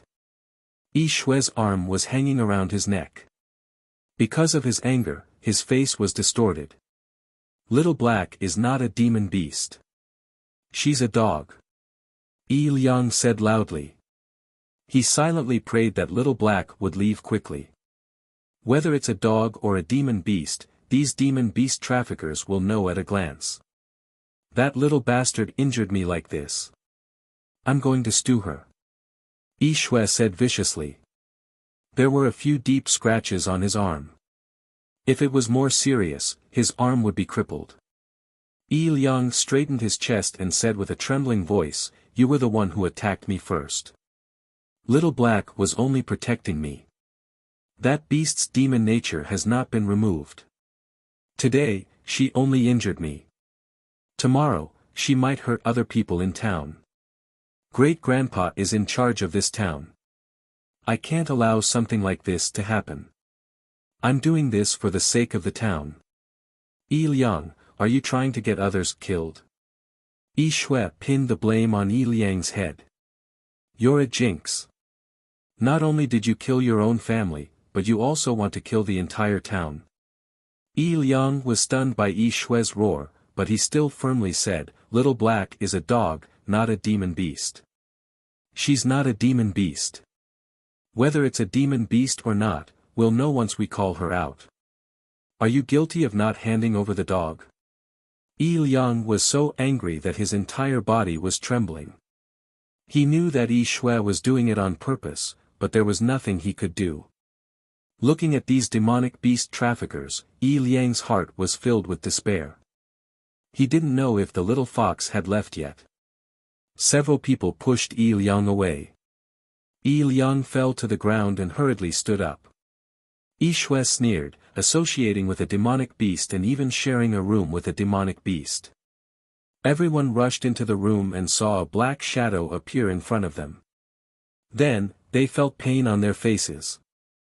Something sharp had cut the skin on their faces. Ah, my face, my eyes, everyone immediately wailed and covered their faces. Ning Shu jumped up and clawed at Yi Shui's bandaged wound again. Aoo! Yi Shui's cry was particularly shrill. Quickly capture this beast. Yi Shui gnashed his teeth and shouted. Ning Shu, the demonic beast dealer, threw out the cage in his hand. The cage slowly grew larger. Seeing this cage, Ning Shu's heart was filled with a sense of irritation. Moreover, his entire body felt weak. Ning Shu dodged the magic tool. The magic tool missed and flew towards Ning Shu. Ning Shu jumped up, raised her claws, and clawed at the artifact. The magic tool was slammed into the wall by Ning Shu's claw. With a clang, it didn't fall apart. Quickly leave. Yi Liang could also see that their situation wasn't optimistic. Ning Shu called out to Yi Liang and used his mouth to pull on Yi Liang's clothes. There were many of them. They had to run first. Yi Liang anxiously said, You leave first. They won't dare to do anything to me. Ning Shu, that won't dare to do anything to you. Everyone's body had been scratched by him. It would be strange if they let Yi Liang go. Especially Yi Shui.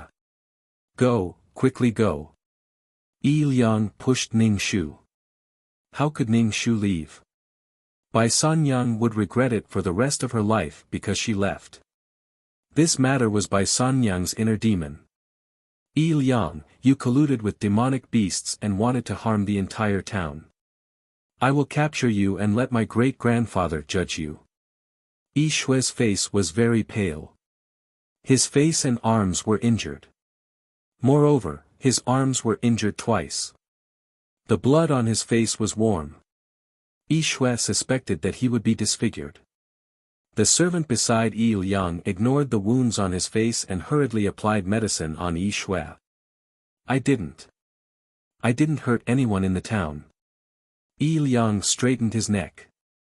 The blood vessels on his neck were bulging and his neck was crimson red. What is that? Yi Shui endured the pain and asked the demonic beast dealer. A bit like a fox.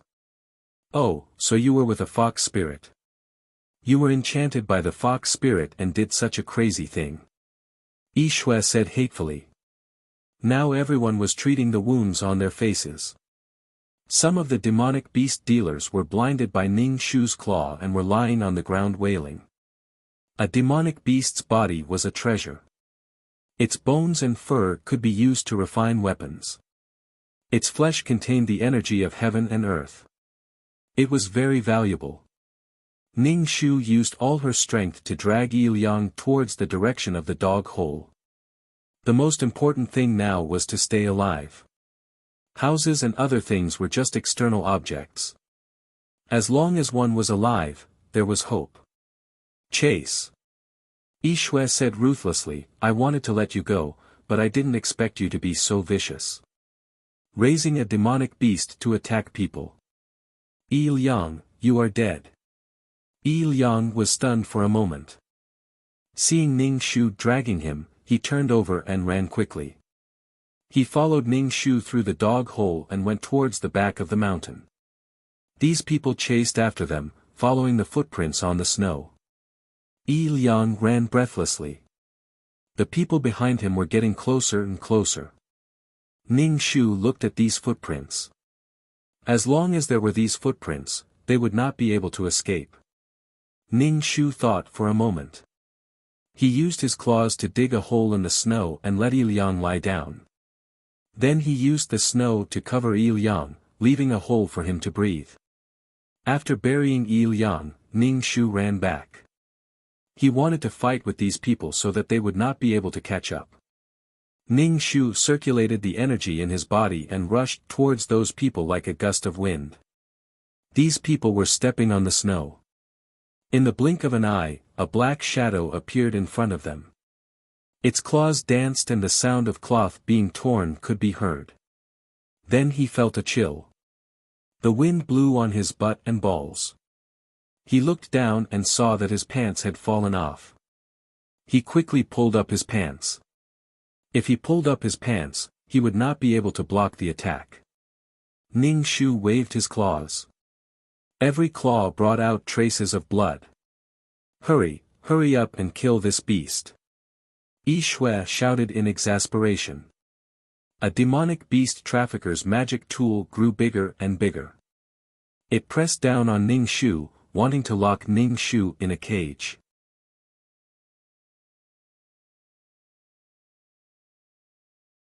Chapter 1175. Ning Shu really hated this kind of cage. As long as she was within its range, she would feel powerless.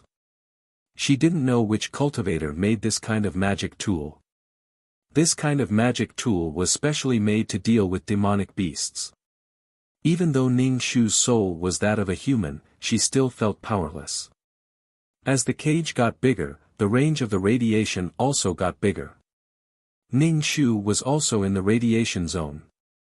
That feeling of powerlessness became more obvious. Ning Shu mobilized the energy in her body and ran away like a wisp of smoke, disappearing into the white snow. If she had the chance, she definitely had to research what the cage was made of to be able to have such an effect. This demonic beast trafficker probably had some big power behind him. Otherwise, how could a normal demonic beast trafficker have something like this? And normal people could use it too. Ning Shu ran for a while. Seeing that no one was following her, she laid on the snow and panted with her tongue out. Even though she wasn't very strong now, her claws were not to be underestimated. Those people had her claw marks on their bodies. It looked like they wouldn't chase after her for now. Ning Shu went to the place where Il Yang was buried. From afar, she could see the snow moving. Clearly, Il Yang was struggling. Ning Shu ran over and threw the snow away. Huff huff huff. Il Yang's breathing was hurried. If you didn't come back, I would have suffocated to death. Ning Shu, didn't you leave a hole for breathing? Il Yang stood up and looked at the town at the foot of the mountain. He shook his head and said, looks like we can't go back. What about the house? Ning Shu knew that Il Yang didn't care about the house. It was just a thought. He felt that as long as there was a house, his family would come back. He was afraid that if he left, his family wouldn't be able to find him. Ning Shu and Il Yang whimpered. They finally escaped. If they went back, they would be walking right into a trap. It's never too late to take revenge. With power, you can do anything you want. I know. I won't go back. Il Yang couldn't help but sigh. He reached out and patted Ning Shu's head. From now on, we really have to rely on each other and travel to the ends of the world. Il Yang glanced at the town at the foot of the mountain, then turned around and walked away. Let's go quickly. With Yi Shui's vengeful personality, he will send people after us very soon. Il Yang said.